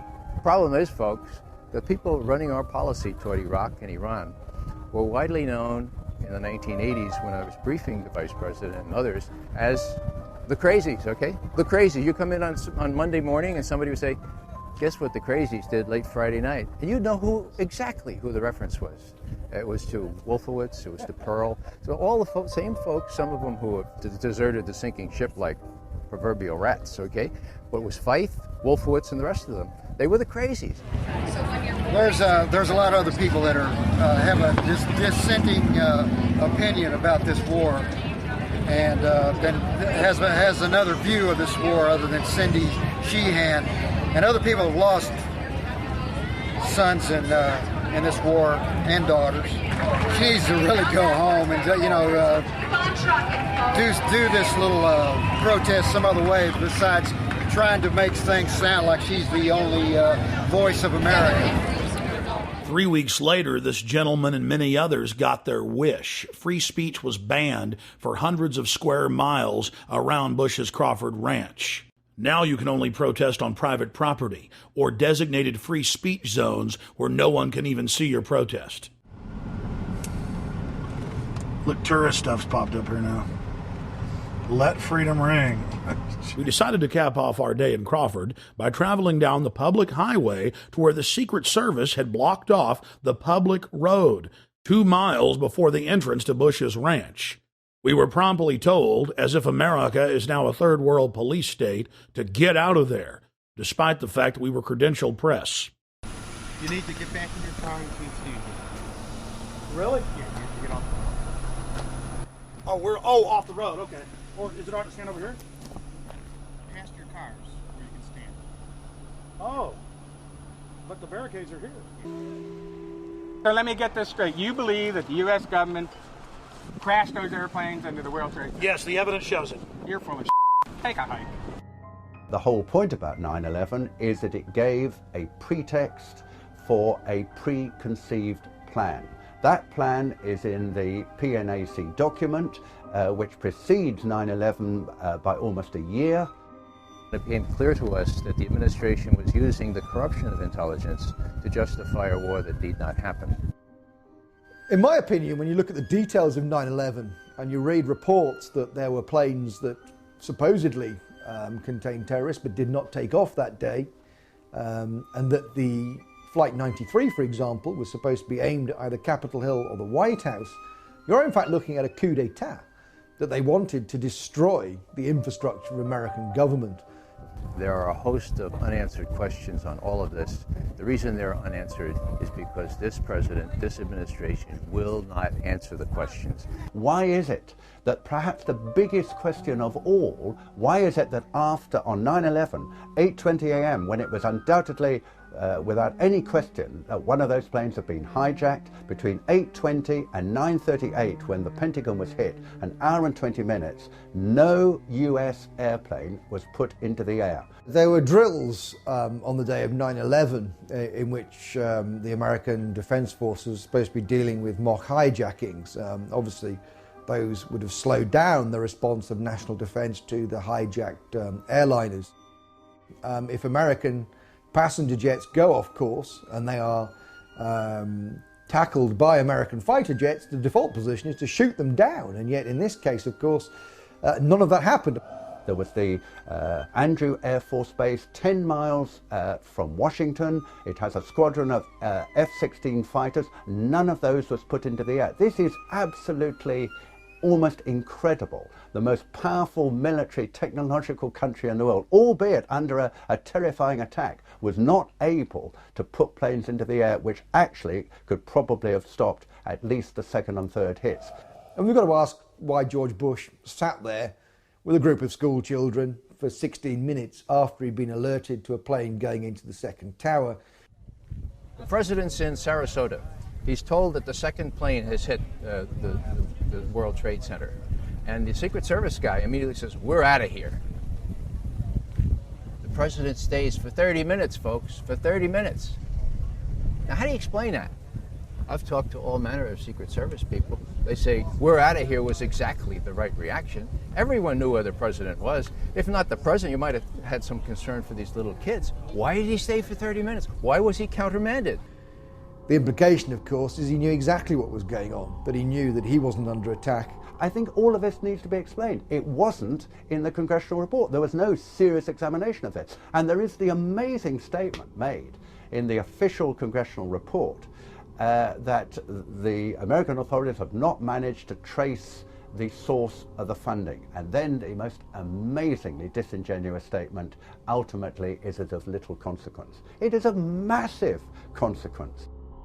The head of Pakistani intelligence at the ISI, Lieutenant Mahmoud Ahmed, requested Omar Sheikh, who is a well-known Islamic extremist who is now actually in prison in Pakistan, to wire $100,000 to Mohammed Atta, who was the lead hijacker. It is absolutely astonishing that lead has never been followed up. As it happened, General Mahmoud was actually on a visit to the United States, both before and just after 9/11.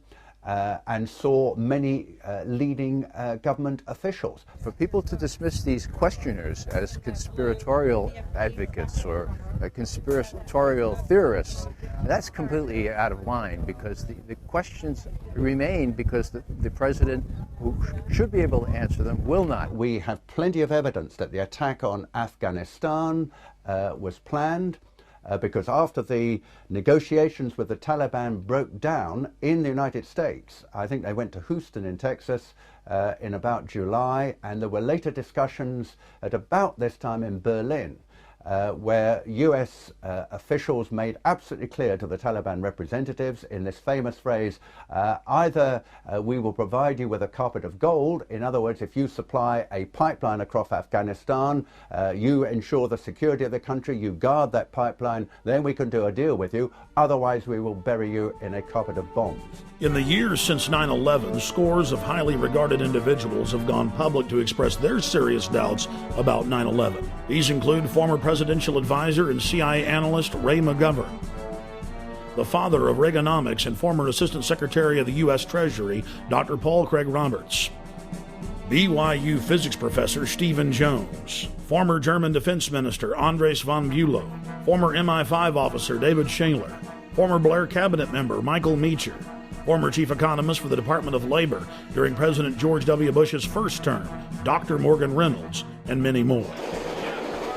In early June of 2006, we traveled to Chicago to meet with fellow 9/11 truth seekers and expose the official story as a fraud. You cannot hide the truth. You will not hide the truth. It's coming out. Your crimes are coming out. Ladies and gentlemen, 9/11 is an inside job. It's a self-inflicted war. It's a government false flag terror operation. Research it. More people are waking up every single day. More people realize what the stakes are. They love their families, and they understand that the government is carrying out terrorist attacks as a pretext to re-engineer America into a police state. Why? To capture us to be their political slaves, to use us as an engine of global empire, to invade the planet. While in Chicago, we had a chance to again speak with former MI5 agent Andy Michon. I'm convinced that 9/11 was an inside job. And there are a number of compelling reasons why I think it was an inside job. Primarily, the collapse of the Twin Towers, which look to me to be controlled demolitions. Also the collapse of Building 7 of the World Trade Center complex. Also the fact that the air defences were stood down that day, who benefited from the attacks, of course. So there were a lot of put options put on the airlines that suffered during those attacks. It's a whole range of different evidence that adds up to something very, very suspicious about 9/11. I feel passionately that we need to expose the government involvement in 9/11, because if we don't, they will keep doing this in future. There will be another attack in order to justify another unjustifiable war. We also spoke with Dr. Morgan Reynolds. No matter how much our inert public wants to avoid this, it's eating away. It's willful denial, willful ignorance. It's eating away at the underbelly of America. And we aren't going to solve our problems by ignoring 9/11. The biggest smoking gun then and now is WTC-7. How can anyone watch it without some kind of a psyop or verbiage accompanying it and not look at that and say, hey, that building was just demolished, just the way the Las Vegas Sands was, or the Seattle Stadium, etc. Just there's no way around that. Here we are in so-called broad daylight. It's 5:20 p.m. and we've got cameras on it. And what other explanation can there be for this very conventional-looking collapse when under 7 seconds?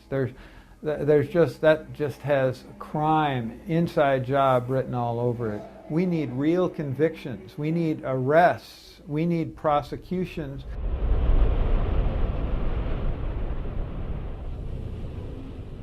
We also had a chance to speak to Professor Stephen Jones, who is a doctor of physics, concerning new bombshell evidence that conclusively proves that thermite was used to cut the main pillars in the World Trade Center towers.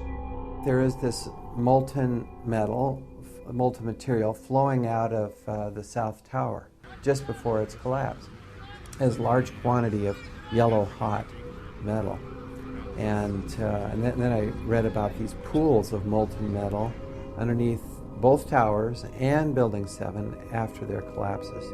Now that fits like a glove with the thermite reaction, which produces molten iron. You also see in these videos of this molten metal coming up, you see this white ash, this dust that comes off. Now that combination, yellow hot molten metal, white ash floating away, that's his signature characteristic for thermite. And then finally, we got some samples of this metal, the previously molten metal. Using advanced techniques like proton-induced X-ray emission and an electron microprobe, we found out what's in these samples. We're finding iron, also sulfur, potassium, and manganese. And these are characteristic of a variation of thermite, which is used to cut through steel very rapidly. It's called thermate. It's like, sure, you can take a knife, you take the butter out of the fridge, and you cut through that butter. Now, adding sulfur to thermite and also potassium permanganate, these chemicals, it's like heating up your knife to a very high temperature. Now it slices right through the butter. Even if the butter is cold, slices right through. Same way here, by adding sulfur and potassium permanganate to thermite, it'll now slice through structural steel very rapidly. But the end products then, you'll have sulfur and potassium, manganese, and iron. And that's what we see. Thermite had to be planted in the buildings, which of course implies directly an inside job. Someone had to have access into the buildings. Then in mid-March of 2006, actor Charlie Sheen went public on my syndicated radio show and simply called for a new independent investigation and questioned the official story. Sheen knew that the establishment lapdogs would attack his personal past, whether real or manufactured, instead of challenging him on the facts. So Charles Sheen preemptively challenged them to challenge him on the facts, something they steadfastly refused to do. Literally hundreds of vicious hit pieces were written in newspapers worldwide. Every old rumor was dredged up and thrown at Sheen, and a fresh raft of allegations was launched at him. The only national television program that was fair in its presentation was Showbiz Tonight with A.J. Hammer on CNN. On Showbiz Tonight, Charlie Sheen speaks out on a controversial theory that the government covered up what really happened on 9/11. Taking over 4 commercial airliners and hitting 75% of their targets, that feels like a conspiracy theory. Tonight, we dig even deeper. The host of the radio show on which Sheen leveled his startling allegations joins us live right here on Showbiz Tonight. The radio host who interviewed Sheen is Alex Jones of the Genesis Communications Network. Alex joins me live from Austin, Texas to talk about Sheen's riveting comments. Alex, as I mentioned, the response that we got from doing this story last night, absolutely shocking. So I want to know how it actually all came about. How did the interview with Charlie Sheen actually happen? Did you guys reach out to him? Did he call you? What was the deal? Well, just to make something clear, Mr. Sheen has amazing courage to do what he's done, and he contacted me. He's been watching my documentaries for years. He's one of the most informed people that I've talked to in Hollywood on this subject. Listen, for years, Hollywood's been on fire with people knowing the truth about 9/11, and I was the first to expose 9/11 on the day. In fact, 2 months before, I had intel that elements of the military-industrial complex were going to carry out the attack. I said they'll use bin Laden, the known CIA asset, as their patsy to take the blame for attacking the towers. So Mr. Sheen is only exceptional in that he has courage in going public, courage that no one else in Hollywood had. I mean, here's a CNN poll from Anderson Cooper a year and a half ago where they said, is the government covering up 9/11? Could they be involved? 90% when the poll closed on CNN said this. So listen, I have my own syndicated show. I've done 4,000 radio interviews in the last 4.5 years. Almost no one calls in and disagrees now. We have the majority view and we have the evidence. And Bottom line, there are declassified U.S. government documents like Operation Northwoods that ABC News reported on back in 2000. Operation Northwoods, Google it,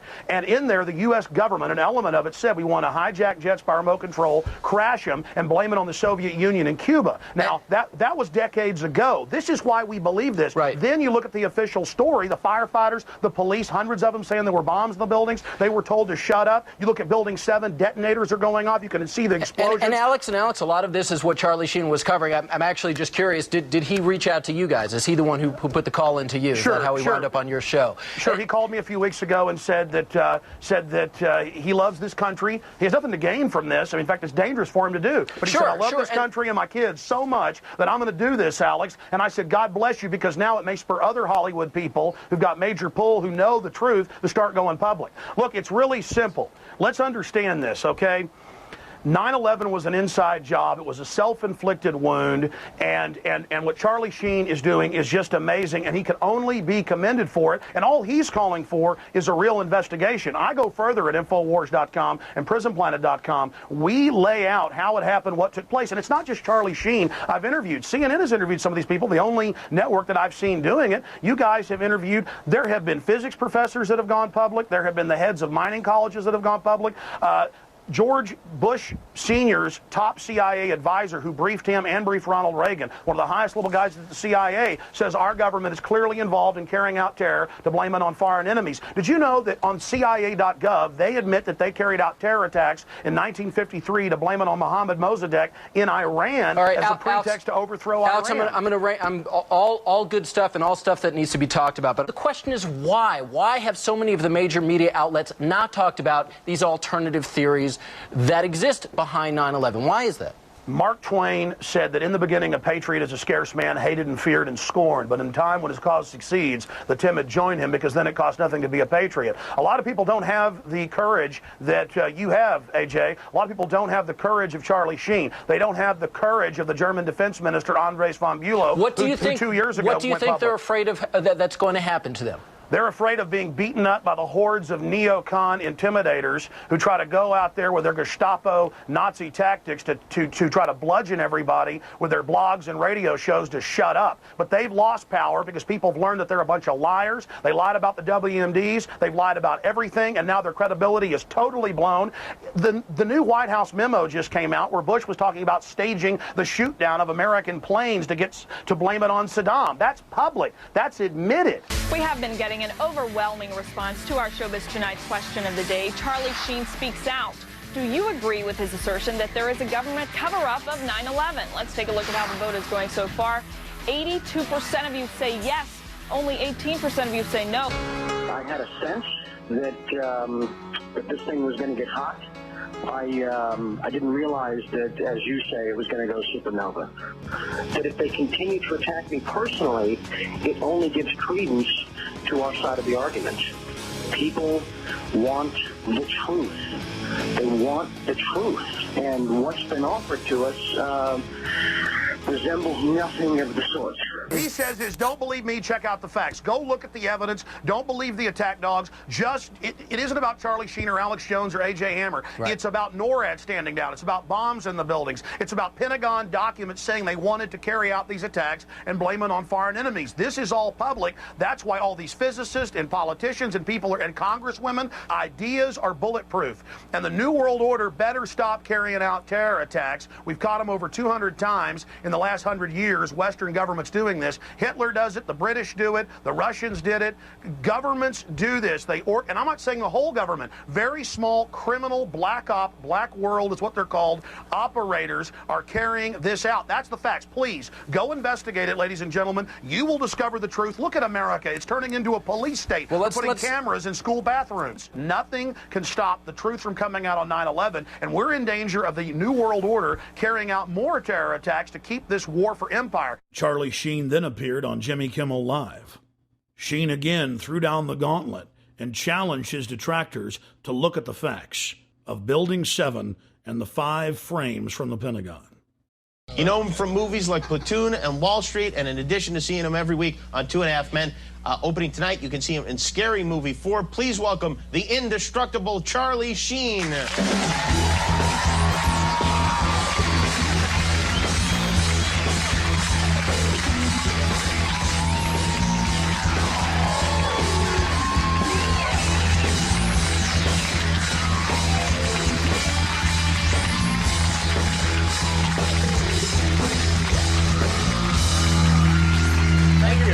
Happy almost Easter. Hey, back at you. Thank you. You had some interesting comments. You were on a radio show and you talked about 9/11, and you have is it a theory or you just don't believe the government account of what happened on 9/11?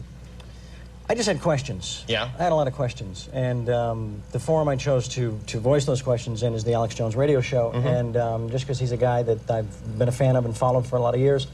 And, you know, I got attacked. I mean, there were a lot of hit pieces. The reaction was people get very severe. mad when celebrities have opinions. No, I understand. Yeah. I understand. I know he's not qualified. He doesn't, you know, he's just, who the hell is he to have an opinion about something so horrible. And, you know, it was sad because they didn't really take a look at any of the stuff I was asking them to look at, any of the evidence or any of the stuff that generated those questions, you know.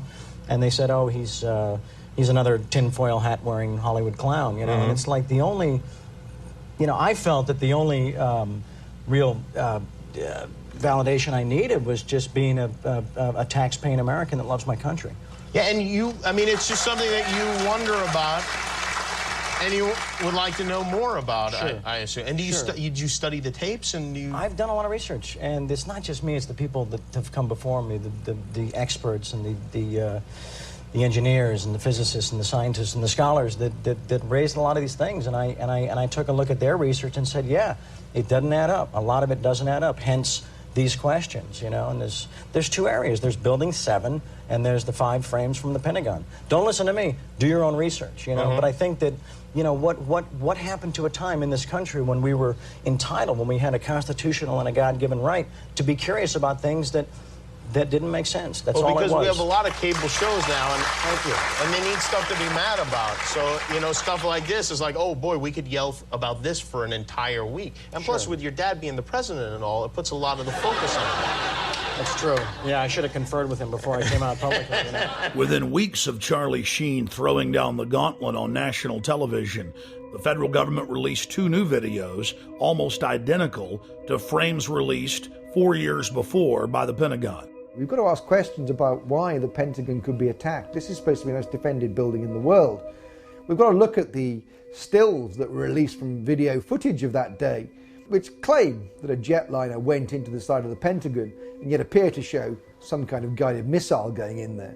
The establishment press chortled with glee, as if the new footage conclusively proved their claims. Tonight's other big story, the Pentagon releasing the first video showing American Airlines Flight 77 crashing into the Pentagon on September 11th. Well, that's a question. Does this prove once and for all that is where that airplane crashed?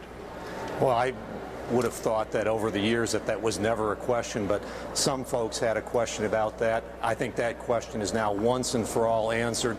Since the first days of 9/11, the establishment press has only focused on the Pentagon controversy and not the hundreds of other smoking guns and serious questions that have been raised.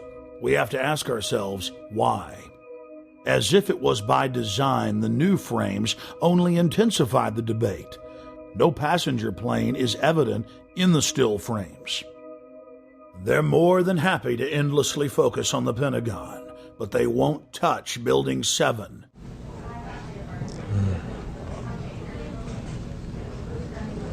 It's amazing. Amazing, incredible, pick your word. For the 3rd time today, it's reminiscent of those pictures we've all seen too much on television before, when a building was deliberately destroyed by well-placed dynamite to knock it down.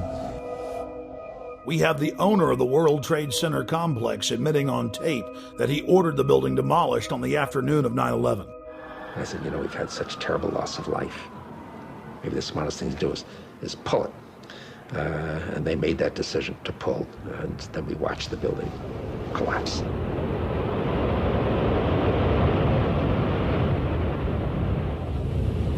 "9/11 was just one salvo in an ongoing war against the free peoples of the planet. It's all part of their terror storm."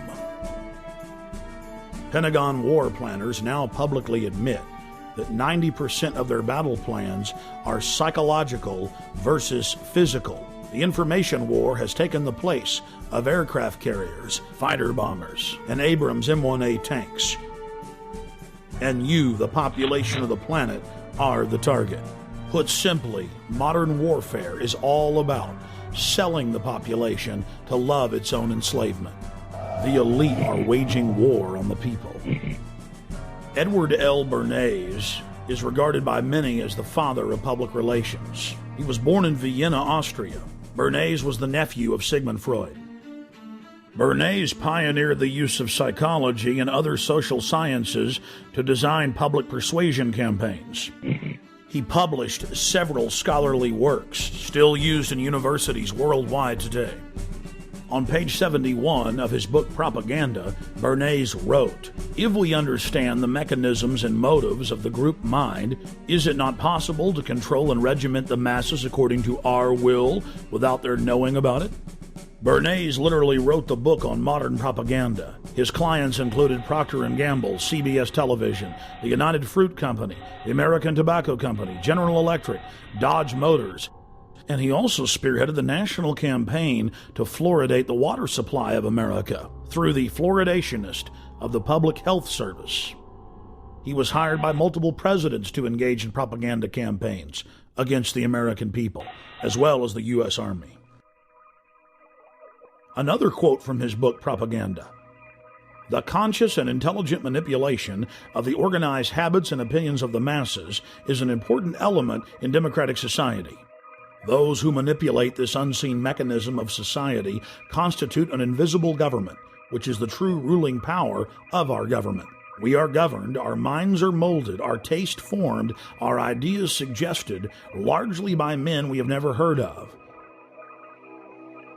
Nazi propaganda minister Joseph Goebbels publicly praised Bernays on many occasions and stated that Bernays' work was the blueprint used by the Nazis to seize control of the Reich.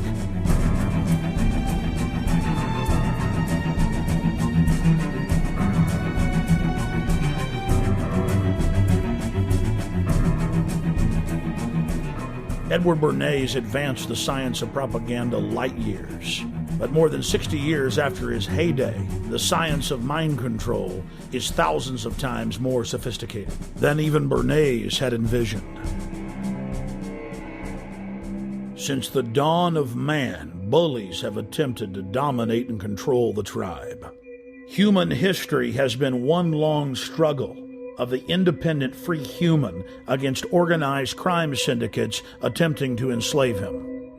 Brute force has been replaced with intimidation and propaganda.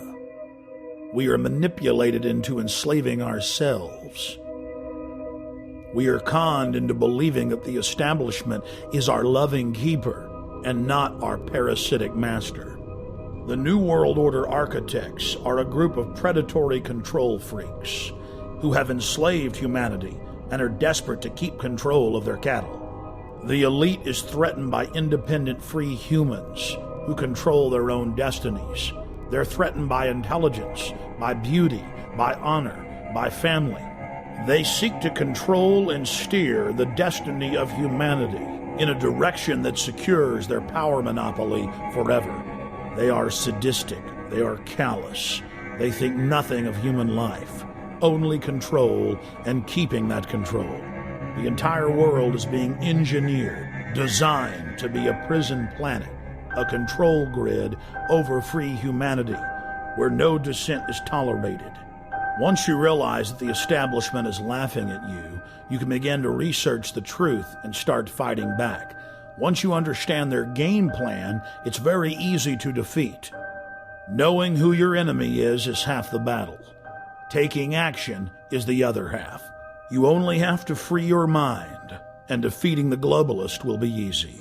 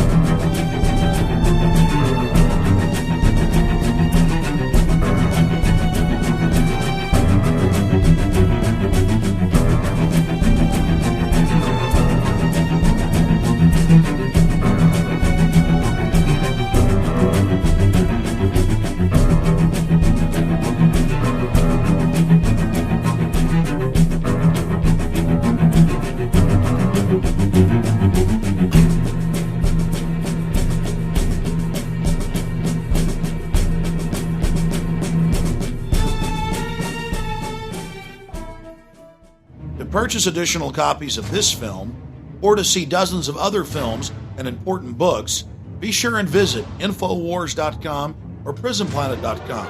Or to order, simply call toll-free 1-888-253-3139.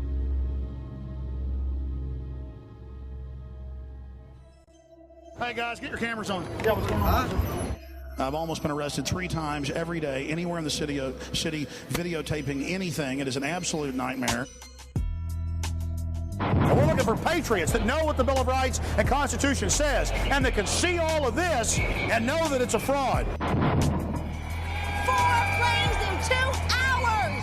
How can that be? A cop on 9/11 said that it was going to come down. I don't know how he knew that. On the morning of 9/11, the CIA was running a drill of flying hijacked jets into the World Trade Center and Pentagon. Building 7 is further away from the towers and was not hit by planes. So if your building's owned by Larry Silverstein, it collapses because he's got a big fat insurance policy. The Project for New American Century said that we need a terrorist attack on the Order of Pearl Harbor to get the American people behind a war. Prescott Bush, he did a number of things that were not only anti-American, but were pro-Hitler. A lot of people aren't going to know what I don't really know what it is. Why don't you talk about NORAD standing down, Michael? Why not the really hardcore 9/11 issues? Thank you, and goodbye. Been in the ritual? It's none of your damn business.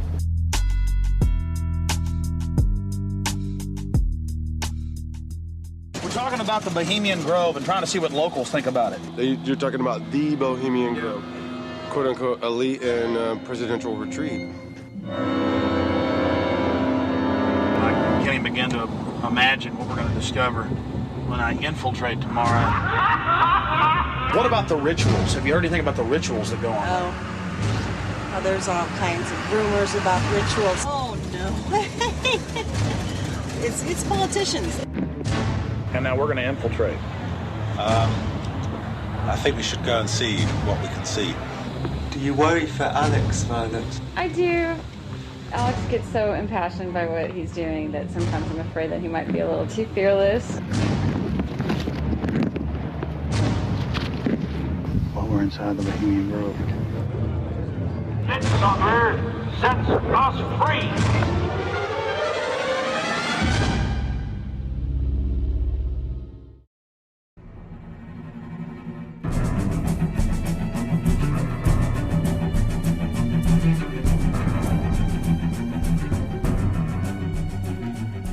Presenting our next speaker is a man who needs no introduction.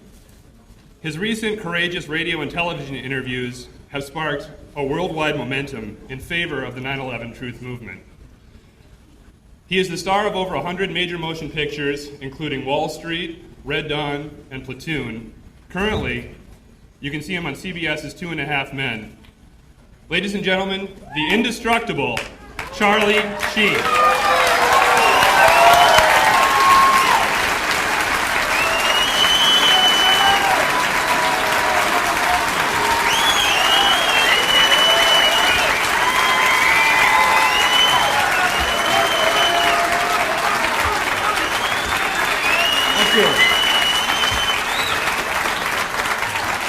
Thank you all.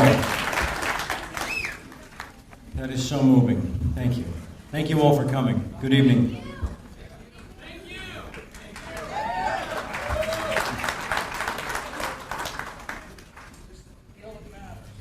Everybody's making a big deal about what I did, and I just felt like I was pursuing the truth.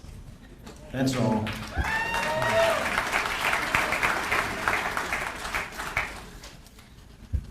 But I want to talk about what we're doing today, more specifically. We are here today to effect a change. We are here today to ask those still sleeping to wake up and join us.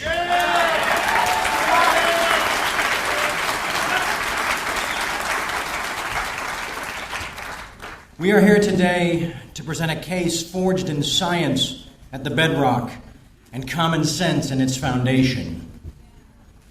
We are here today to fire a warning shot across the bow of mainstream media to remind them of their original responsibility as civil and political watchdogs.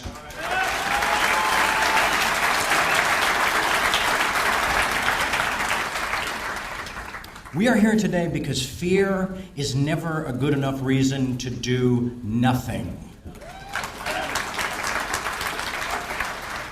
We are here today to fuel the deconstruction of the official myth. We are here today to hold our course, to bang our drums, to sharpen our focus. Yeah! We are also here today to exercise our right to assemble.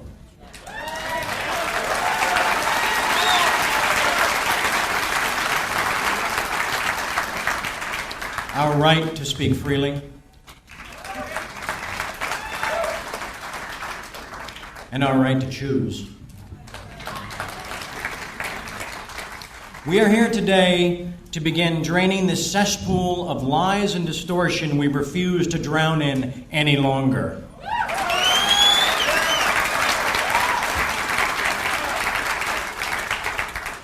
We are here today to unleash a juggernaut of truth.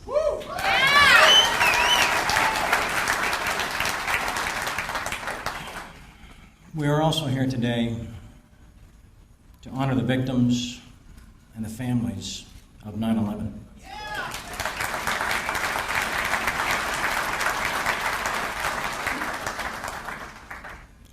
We're here today for our children.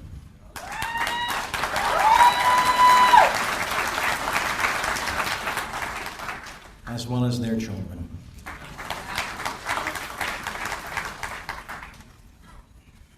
In our country's great history, every seminal movement, every groundbreaking event, every pioneered moment began with one person. A person with a vision, a person with an undying passion, a person who could not and would not do nothing. A person who risked everything to stand naked in the eye of the storm, in the mouth of the beast, in the crosshairs of oppression. We are blessed to have such a person with us today. A true patriot, a real American, a genuine hero. It is with great honor that I introduce our next speaker. Please join me in welcoming my friend, my comrade, my brother in arms, ladies and gentlemen, the one, the only, Alex Jones.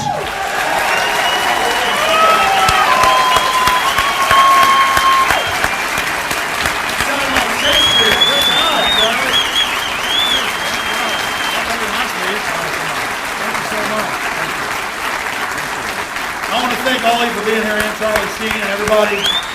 Charlie, I'm not going to keep you up here too long, but what's it like to see all these energized people? I mean, this was your idea, really, originally, to have a truth convergence here in Los Angeles. What do you think of this? This is real, and it's inspiring. I'm inspired by your speech, I know that. Lastly, what was it like when you took that plunge? Because we talked about it. I mean, Charlie knew what he was doing. He's not a stupid guy, he's smart. What was it like when you took that plunge, when you decided to go public and speak out, when everybody else, in Hollywood seems to know what's going on? They didn't have the will that you had, the courage. How did you do that?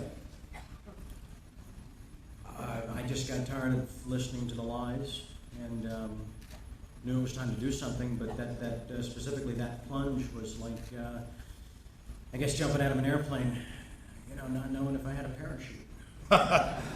Well, Charlie Sheen, I want to thank you for being here, and I want to thank the crowd for being here, and I'm just honored to have you here with us. There's no way to top what you said. It was like Shakespeare. Oh, please. No, it was. Come on. You're too kind. You're too kind. Thank you. Charlie, thank you so much for being here. Thank you so much.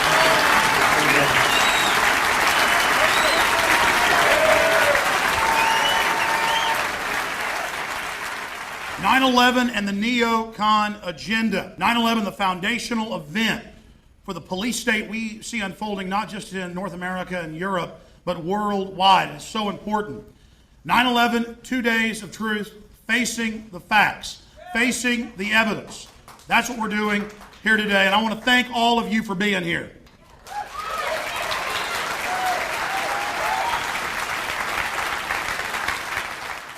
I'll be giving an hour-long speech and taking 30 minutes of questions later in the day. We have Professor Jim Fetzer, just one of the greatest minds on 9/11, coming up after we debut my new film, Terrorstorm. You'll see just here in a few minutes.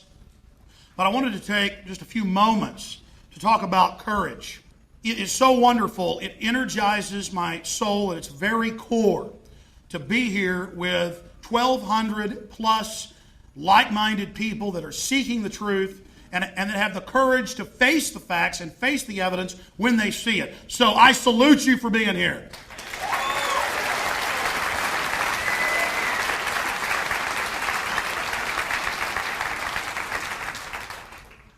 William Rodriguez is one of the heroes that we have here today. There's a lot of courage. There's a lot of courage in this room right now. But think about William Rodriguez. He showed courage repeatedly at levels that if he was in the military, he should win the Congressional Medal of Honor. On that day, he was the head janitor in one of the towers. He stayed in there. He helped take the firefighters all the way up to where the planes had impacted, to where the main damage had occurred. He single-handedly guided out 15 people himself, and he was there when that building collapsed with those firefighters and was the last civilian, the last non-emergency worker to be pulled from the rubble alive. But frankly, I think the even greater courage that he exhibited was when they took him to the White House, national TV, hundreds of shows. They wanted him to run for Congress. They wanted him to be the new Sergeant Rourke. But he started talking about the bombs going off that day and the explosions before they collapsed and the things that he witnessed. And they told him, just shut up about this and you're going to get millions of dollars. And they were offering him all these deals. And he said, no, I'm not. Then they turned against him. Then they tried to demonize him. And folks, I'm one of the few people that I know who's actually been in the position when you're offered millions of dollars to shut up. And I know it takes some energy to do that, to say no. But this guy had the physical courage. He had the courage to say no to the propaganda. He had the courage to say no to the payoffs. And now he's got the courage to be on the forefront globally with the billionaire philanthropist Jimmy Walter, traveling the world, speaking to members of the Japanese parliament, speaking to prime ministers, former prime ministers in Malaysia, Kuala Lumpur, doing all of this, going and speaking to the head of the parliament in Venezuela, getting an investigation going down there with Hugo Chavez. This man has put himself in the crosshairs big time because he's a real man, he's got courage, and he doesn't like thugs and bullies. He's a hero.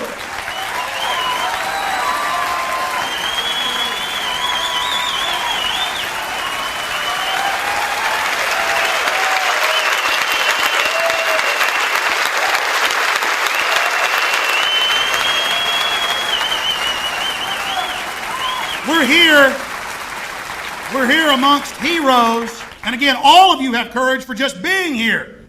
The alternative press that's here has courage. The national press that's here has courage to get this information out, to get in the arena, to put your cards on the table. I mean, it's just so wonderful to know that we've gone from almost 5 years ago with no one believing that 9/11 was an inside job, but having the evidence, to now in major polls, half of the American people in scientific polls believe the government carried out the attacks.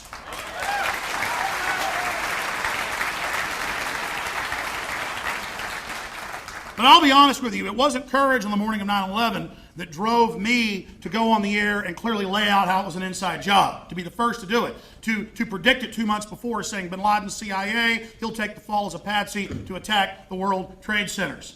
I'd seen all the indicators. I had the assets inside the government to know that was coming. It would take mindless courage to see this tyranny coming and to just give up and roll over and let my family, my children, live as slaves, and I'm not going to do that.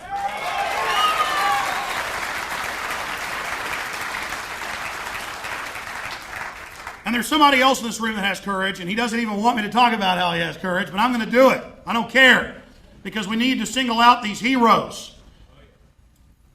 Charlie Sheen a long time ago, got in contact with me, and he was doing research studying 9/11, one of the most informed people I know on the subject. I know a lot of other great Hollywood people who know all about it too. They're very informed, but they don't have the courage to go public and speak out against it and expose what's happened because they understand what would happen to him. And believe me, Charlie and I talked about it before he decided to go public, and I didn't push him. I said, he said, well, I want to go public. I said, are you sure? And he knew what would happen. He knew the hit pieces, the spin machines, the things they could do. And just like flipping a light switch on, as soon as Charlie went public, we saw the most ridiculous allegations you could ever imagine. Of course, that have all been disproven as manufactured frauds. Think about that courage, knowing that 9/11 is an inside job, a self-inflicted wound, knowing that the official story is a fraud, knowing what the consequences are going to be, and going into that lion's den. That's the equivalent. That's the equivalent of being a World War II airborne ranger and charging up those beaches at Normandy against those machine gun and howitzer nests. And Charlie Sheen did it. He knew what was going to happen. He understood it. But I don't think he understood the huge effect it would have. The 9/11 Truth Movement had grown. It was growing fast. But when he did that, it was like adding gasoline to a fire. It exploded, and those fires have spread. And Charlie Sheen, what he did with those 2 radio interviews, and then what he did on Jimmy Kimmel, after he'd already been told to shut up, still going on, still having the courage, what he did, I think, is the most important thing he'll probably ever do in his life. And it changed the political landscape. Not just because he was a Hollywood guy or a director. No, because people knew the cost. They knew. People weren't stupid. They said, that's courage. That's somebody who knows we're under threat, and he's got the will to literally sacrifice himself to a great extent to try to save this country. So God bless you, Charlie Sheen. I love him. He's a wonderful person.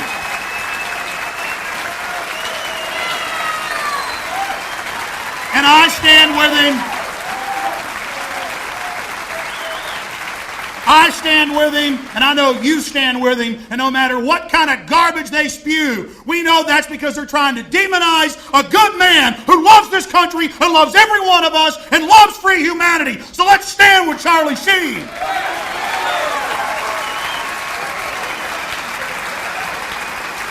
We have to stand with every single hero. You take Professor Stephen Jones, who's worked at the highest levels, certifying huge physics projects and studies for Los Alamos and other major organizations. One of the tops of his field, published in the most prestigious magazines and scientific peer-reviewed publications. And this guy saw the evidence, he researched it, he said that's impossible. He talked to the engineers, he talked to the underwriters, he talked to the people that designed the building. Then he began to research, he got the samples, and it wasn't just thermite, it was the exact patented type used for cutting pillars. It was thermate. That presentation's coming up. So I salute Professor Stephen Jones, another hero.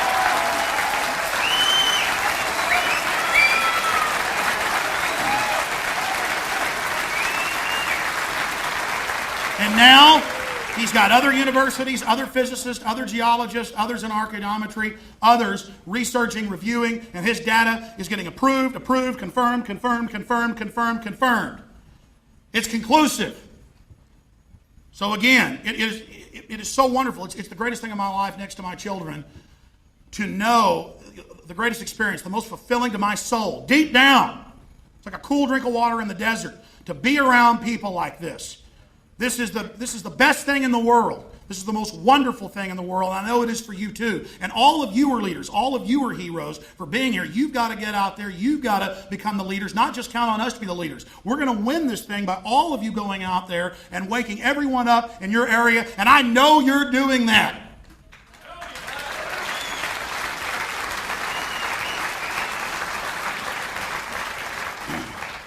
We have the moral authority. We have the facts. We're exposing the murdering criminals that carried out 9/11. My team, the guys that work for me, Ryan Slickheiser and Aaron Dykes and Kevin Smith and Mark McCorder and all the people, Rob Jacobson that are here, all my people that are here, they know what it's like. Believe me, the stuff they've gone through, the things they faced, being interrogated with me in foreign countries, having people call our office and threaten us, all the things they've been through. Getting past the fear, standing firm, and seeing them getting energized. I don't even have to push them to work 18 hours a day like I do. They want to. They realize that we're at a crisis level, we're at a crossroads, a zenith point. We are literally at a key point in history where all of our efforts have to be put out at 110% to expose government-sponsored terror. Now, the film you're about to see, Terrorstorm, is, I think, one of my better documentaries, probably the best we've made. And it has a lot of voiceover in the first because we have to go over all the facts. Then we go to England for the government-sponsored terror there. We cover Madrid. We cover 9/11.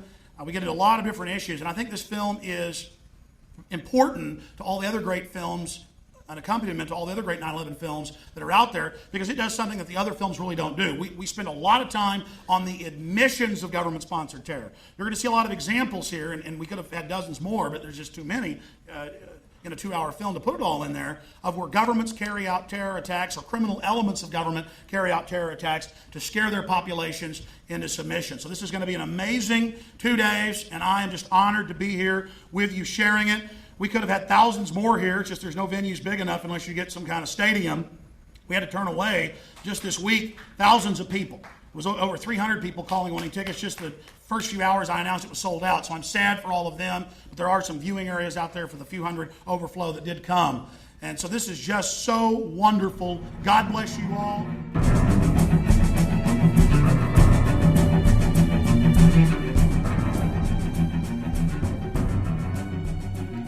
Hello, I'm Alex Jones, and I'm the organizer and presenter of the conference we've been having for the last day. We're now into the second day, 9/11 and the neocon agenda, facing the facts.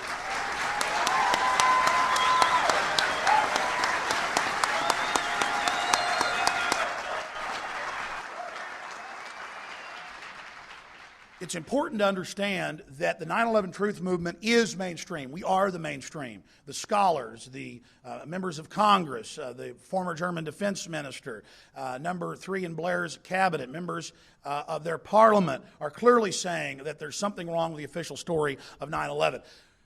However you look at 9/11, we know the official story is a fraud from end to end. Hundreds of discrepancies, hundreds of bald-faced lies, things that are so comical it's hard to believe, but then we have to realize that most Americans and people globally just haven't looked at the facts. But more and more in the last almost 5 years have begun to look at it, and that's why in Zogby polls, scientifically conducted in the last few months, we have, 48% of the American people believing the U.S. government was involved in the attacks, and 68% believing there's a cover-up and should be a new investigation. It was a similar Zogby poll, of course, 2 years ago in 2004. So half of the American people, roughly, believe it's an inside job, and the vast majority smell something rotten in the state of Denmark.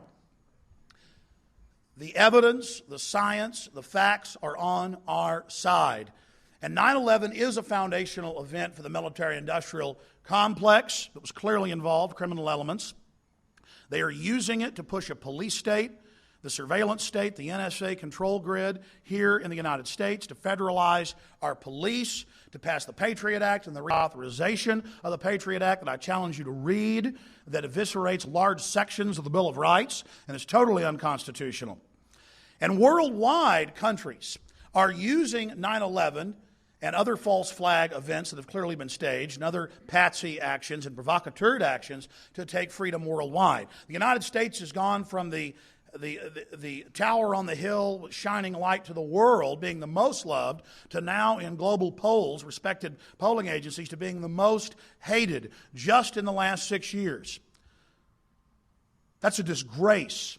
And 9/11 has been the foundation to carry out the policies that have created this sad state of affairs. So we must expose 9/11 because, as the establishment told us, everything changed on 9/11. It's a new world. Give your rights up. Give up liberty for security. When you give up liberty, you don't get security. You get the T word, tyranny, in all caps.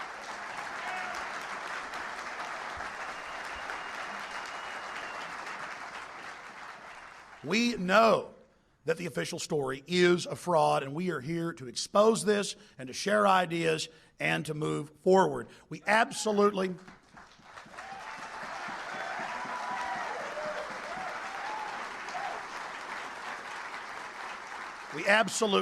must do this for the future of our civilization. The United States of America is America and was loved because we've never been perfect, but we were the best. This is where the freedom came from. This is where people stood up against kings and queens. This is where black people stood up against oppression. This is the place where we've seen so many struggles for liberty and decency and controlling our own lives.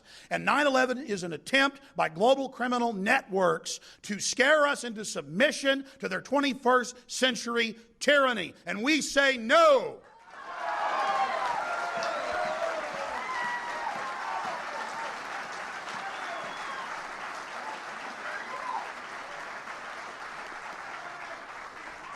Do Arab nations, do Muslim nations, from Malaysia to Afghanistan, to Syria, Iraq, Saudi Arabia, how do they stand to gain? Qui bono, Latin for who benefits. How do they stand to gain from flying jets into buildings and turning the most powerful country with the most awesome military against them? These people aren't stupid. Who has a motive? Who had written in the PDAC documents, Dick Cheney, that we needed a Pearl Harbor catalyzing event? Brzezinski in the Grand Chessboard in '97 said we need a helpful Pearl Harbor event. This is what they said. So we have all this planning, all of this going on. Who gets trillions of dollars of oil? $4+ trillion, and that was at oil price back in 2001. It's almost double that now. $4 trillion in Afghanistan. $4 to $6 trillion in Iraq of discovered reserves there, right under the ground. Hundreds of billions in weapons sales. The war has now cost almost $400 billion. They say we'll be there another decade. That's in the official Pentagon plans. So that'll be well over $1 trillion. If 3.5 years is almost $400 billion, we're talking about almost $1 trillion in weapons sales and Halliburton contracts. This is big money. This is control. But not only that, the PNAC boys told us we'll also use Iraq to build these permanent bases, and that they want civil war there as a pretext to stay and build the bases as a base of operations to then link up, take over Iran and Syria. Then they have Afghanistan. Now they're on China's doorstep. This is about war with China in the final equation. This is about World War III. And there's no reason this needs to happen. We must expose 9/11. It's meant to terrorize the American people and the people of the West into this clash of civilizations that they're engineering. I'd like to introduce our panel now. There's Lieutenant Colonel Bob Bowman. He is the first director of what is known as the Star Wars program, or the Strategic Defense Initiative under Ford and Carter when it was secret.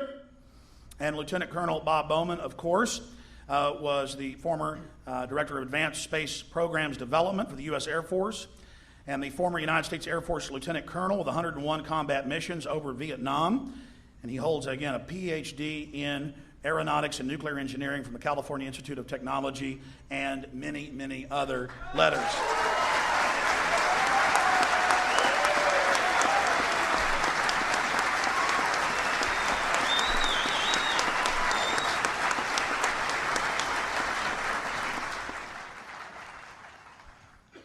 Well, if the government has nothing to hide, why is it hiding everything?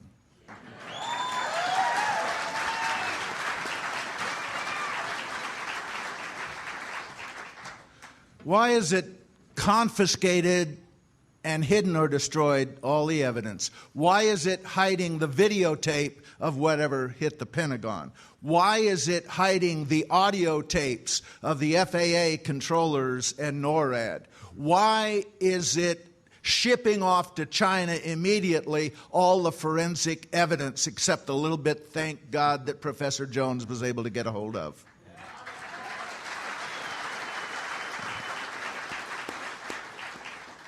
The truth about 9/11 is that we don't know the truth about 9/11, and we should.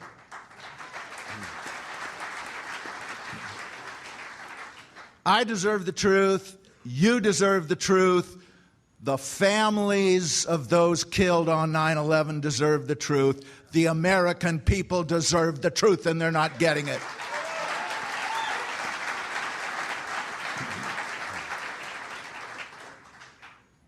One tiny example, why were those planes not intercepted. I'm an old interceptor pilot. I know the drill. I've done it. I know how long it takes. I know the rules. And critics of the government story on 9/11 have said, well, they knew about this and they did nothing. That's not true.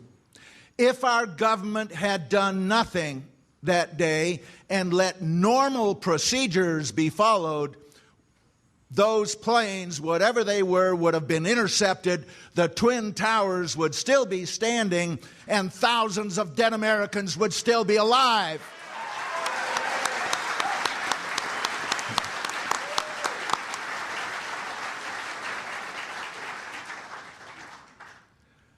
Now, some in defense of the government say, well, I guess there was a little bit of incompetence on that day. If this massive failure was incompetence, why was there nobody fired, nobody court-martialed, nobody demoted, nobody punished?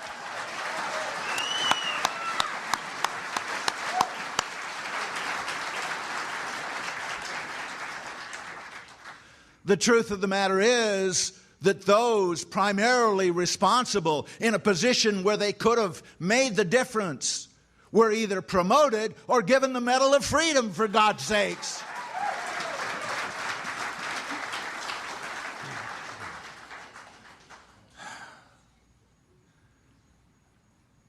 Alex talked about the connection between 9/11 and Iraq.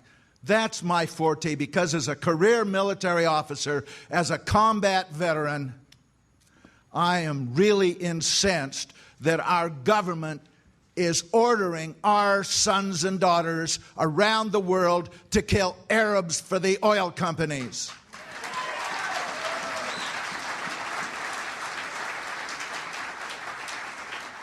And 9/11 was their excuse. 9/11 was their new Pearl Harbor. People tell me, oh, we had to do something, 9/11, and I say, yeah, but why Iraq? Iraq had nothing to do with 9/11, and Saddam Hussein and Osama bin Laden were bitter enemies. If we really thought those 19 hijackers were responsible, why didn't we attack Saudi Arabia?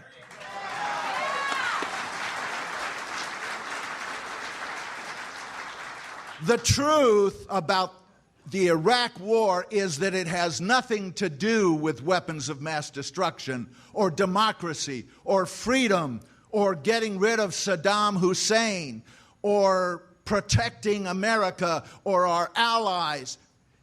It has to do with money, it has to do with oil, and it has to do with raw imperial power.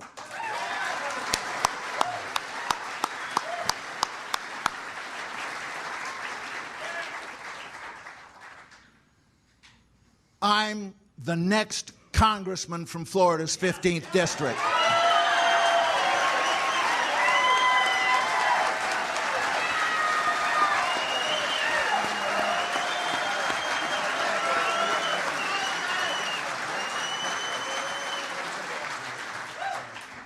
And when I get there, I am taking the 9/11 truth movement mainstream.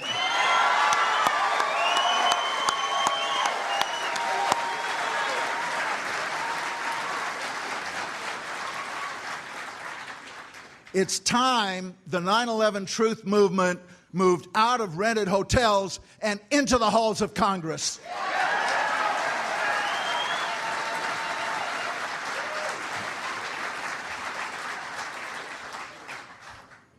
I may not be there yet, but I have already lined up co-sponsors for legislation to initiate a truly independent investigation of 9/11.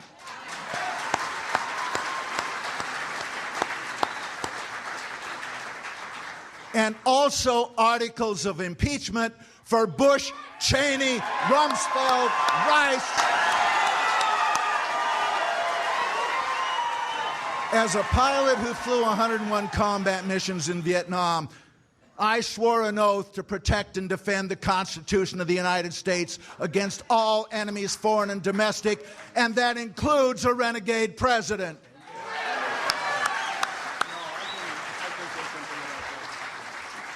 It's time the whole oil mafia were removed from office and indicted for treason.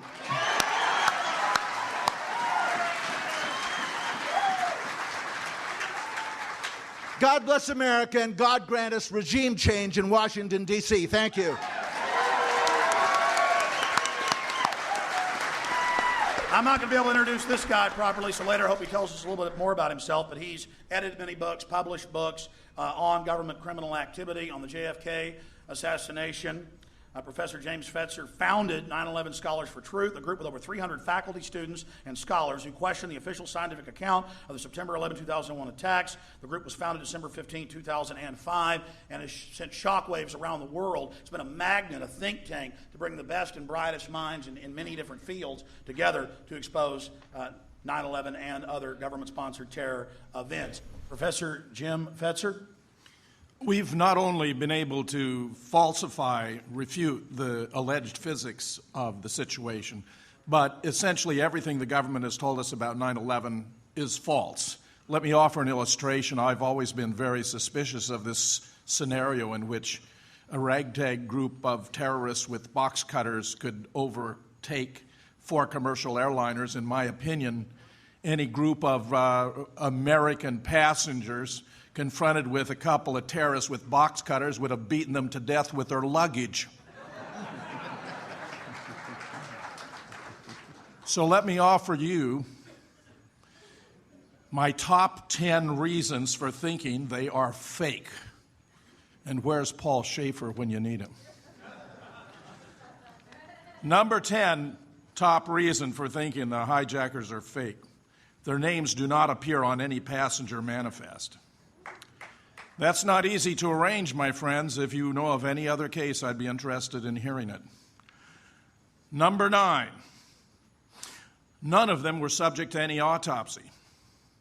Would have been interesting, powerful evidence if, in fact, we had some bodies here to offer some proof, but there is none. Number 8, top 10 reason for thinking these hijackers are fake. 5 to 7 at least have turned up alive and well and living in the Middle East. They've even been interviewed by the BBC and The Guardian in the UK. Now, I dare say that if they were actually killed in the impact of these airliners, then it's even more difficult to imagine how they could have arranged those interviews. Reason number 7. The FBI, nevertheless, has not revised its list. This is quite surprising. They have to be aware. David Ray Griffin's second book on 9/11, the 9/11 Commission Report, Omissions and Distortions, makes this point as his number 1 item. They have to know, yet they have not revised their list. As an aside, I expect we're going to see some backtracking and equivocating now, and they're going to be saying, well, maybe they aren't really sure about all the names on their list. But listen to this. Reason number 6. A special agent of the FBI by the name of Flagg, F-L-A-G-G, has explained that the FBI knew almost immediately the names of all 19 hijackers because they discovered a piece of luggage left by Mohammed Atta when he had driven up to Portland and then turned around and rushed down to Logan just in time to participate in the hijacking of a plane from that airport. According to Flagg, this piece of luggage Atta left behind included not only a terrorist manual, but a very convenient list of the 19 hijackers. And I say, well, that's really quite stunning, considering 5, 6, or 7 of these guys have turned up alive and well. How can you explain that? Reason number 5, and that, incidentally, gives new meaning to the word false flag. My top 10, number 5 reason for thinking these hijackers were fake. They could not have flown the planes. Neil Sagatavan, among others, who's a pilot and aeronautical engineer, has studied their training background, and it's simply preposterous to presume these guys who could barely get a Cessna off the ground could have piloted a commercial airliner and brought it to its target. It's preposterous. Top 10 reason number 4. Those cell phone calls that we've heard so much about could not have been made at the altitudes and speeds these planes were flying.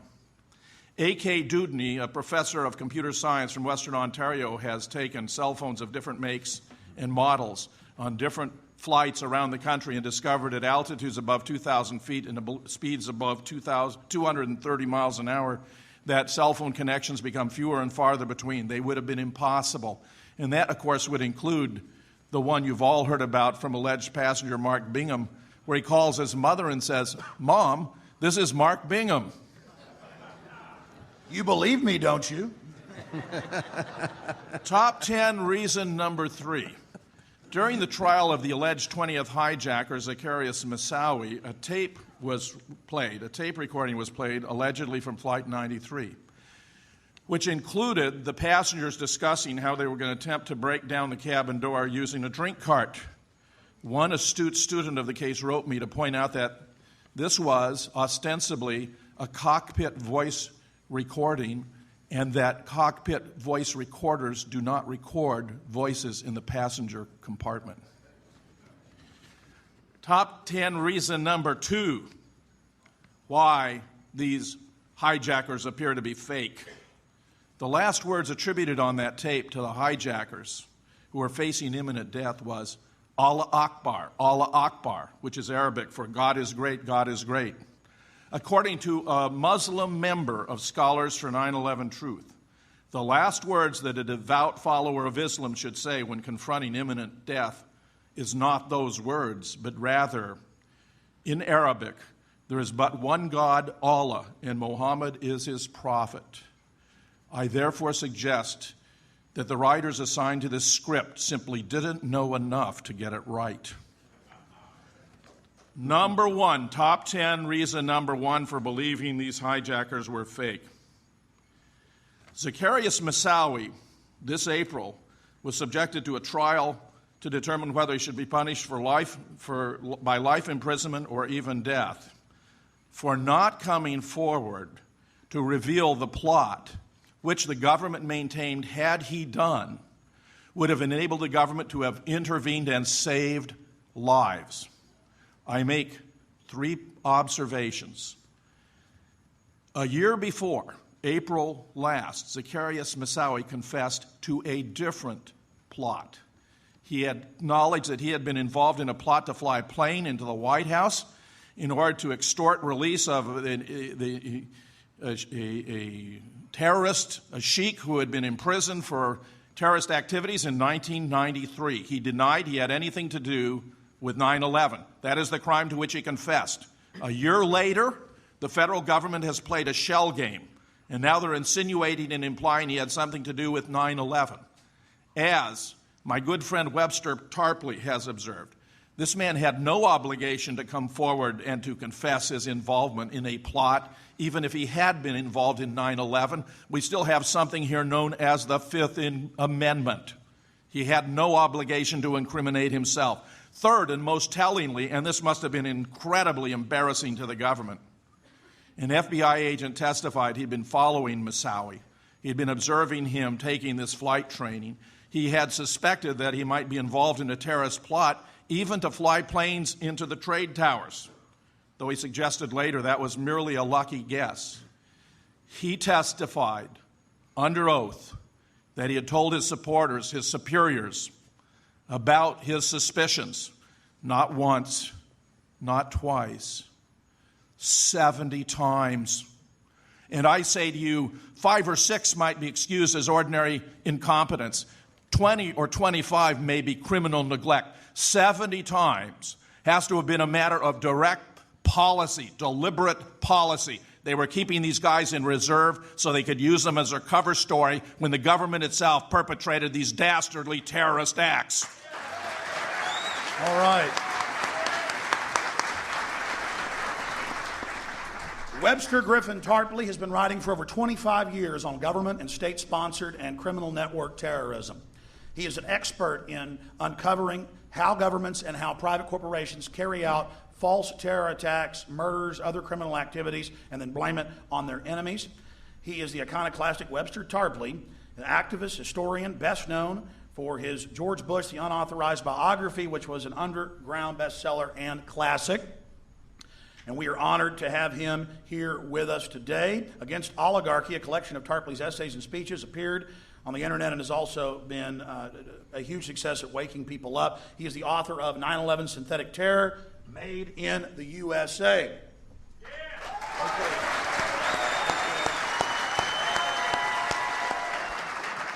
Well, if the government or elements of it were involved, it'd be so big it'd come out. People'd speak out. We'd find out. Isn't the answer we have? If you go and look at something like the Manhattan Project to build the atomic bomb, there were tens of thousands of people involved, and the secret never came out. So I think this is generally a red herring. Let me just say how I got into this. I was in Berlin on September 11th, so it all hit me late in the afternoon after coming out of a conference that I was attending. When you see something like this, you're confronted by an act of spectacular war provocation, obviously involving hundreds and hundreds of people, hundreds of millions of dollars. And you can figure out, for me it was about 30 seconds in Berlin to figure it out, who could do that? Who has the physical, technical capability? If you know the contents of the world in terms of secret intelligence agencies, you know it's the US, the British, the French, the Russians, the Mossad. And, of course, other countries in their own soil. But given where it was and when it was, given the suppression of air defense for 1 hour and 45 minutes and even more, it can only be a force inside the U.S. command, with some help, as we turn out later to find, from the British, from MI5, MI6. Now, the goal of this is obviously to bring about the war of civilizations, the Samuel Huntington thesis, the Wolfowitz doctrine about never letting any other power in the world get even regional predominance, and then the PNAC documents which publicize this entire thing. So you're dealing with a coup d'etat. 9/11 is a coup d'etat, one part of the government attacking another part of the government. I would say, if you want to identify who did it, we can talk about a rogue network, an invisible government, a secret team, the deep state, the fifth column, many words that have been coined to describe what everybody is vaguely aware of, that if you go back to the Bay of Pigs invasion, the Kennedy assassination, the Gulf of Tonkin, the Vietnam War, and in particular, the Iran-Contra drug running and gun running, this is necessarily the network that has the physical and technical capabilities to carry this out. Now, I came to this from having studied NATO spheres of influence terrorism in Central Europe, the Moro assassination, the Red Brigades in Italy, the Baader-Meinhof group in Germany, and also the Iran-Contra questions. And when you look at it from this point of view, there's a prima facie conclusive case that the only agency that's capable of doing this is one cutting across the Department of Defense, the CIA, the NSA, the National Security Council, and so forth. Now, that hypothesis has to be then tested by a rigorous research, which I tried to do for my book, 9/11 Synthetic Terror, Made in USA, and I think the finding is now conclusive. If you look at the absurdities of this story, we're given 19 patsies, a lot of them basket cases, a lot of them very low-grade subjects, a lot of people who would have difficulty even getting through a normal day without some kind of support, right? Some of them couldn't get a driver's license probably in any state except possibly New Jersey. So they're very low-grade subjects, and we're told that these 19 patsies were able to carry out these spectacular feats. The fact that they lived on military bases and were trained on military bases and were, I believe, reporting to terrorist controllers and case officers inside something like the Able Danger organization. You've also got the fact then of 1 hour and 45 minutes with no air defense. You've got the fact that the buildings had to come down through controlled demolition. It's a physical anomaly, as Professor Jones has said. It's clear also that there's no Boeing aircraft at the Pentagon, but rather something much more like a cruise missile. And finally, in Shanksville, the airplane has obviously been destroyed in midair, probably shot down, probably blown up in this way. There's also another level. This myth is absurd. It is intellectually and morally degrading to believe it. It is a myth of fascist Hitlerian proportions. The Nazis talked about the myth of the 20th century as nationalism and chauvinism. Terrorism is now the myth of the 21st century. We're told that the purpose of the United States for the entire foreseeable future is the war on terror and nothing but. That's no future for the United States or for the world. It is a racist and warmongering myth. And if you believe it, you will share in the degradation of the ruling elite of this country, who have, I think, they're headed for a tremendous crash and dead end. The most important thing is that the 9/11 myth is, of course, the premise and the root of the Afghanistan war and the Iraq war and the coming attack on Iran. I left Washington a couple of days ago. Washington is gripped by a war psychosis. Preparations are virtually complete for the nuclear attack on Iran based on absolutely nothing. We've got prestigious figures from the Clinton administration, Secretary Perry, calling for a preemptive attack on North Korea. And perhaps the scariest of all, the Lieber and Press article in Foreign Affairs in the March-April issue, talking about a first strike against the thermonuclear forces of Russia and or China.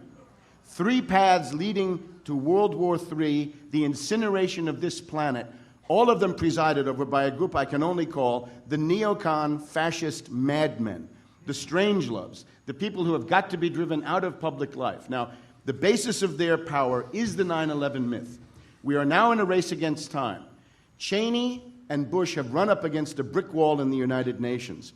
They need an outside event. The Cheney Doctrine calls for the nuclear attack on Iran in the wake of a new fake 9/11 or new fake Gulf of Tonkin. That is now what is being prepared. The task of our movement, as I see it, is to educate the U.S. and world populations to the following point. If weapons of mass destruction go off anywhere in the world, please don't think Bin Laden, the cave, Afghanistan, Pashtunistan, or some other myth-drenched region. Please don't think it's Iran or Hezbollah. They're not that stupid.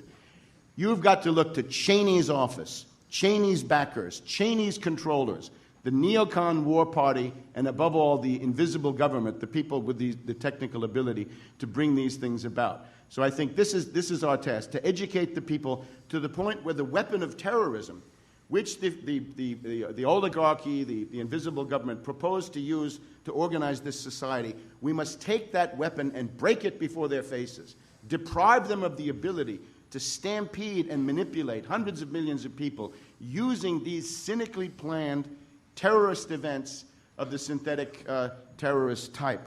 And I think that's what our movement has to do. Thank you. We have Professor Stephen E. Jones. Is Professor...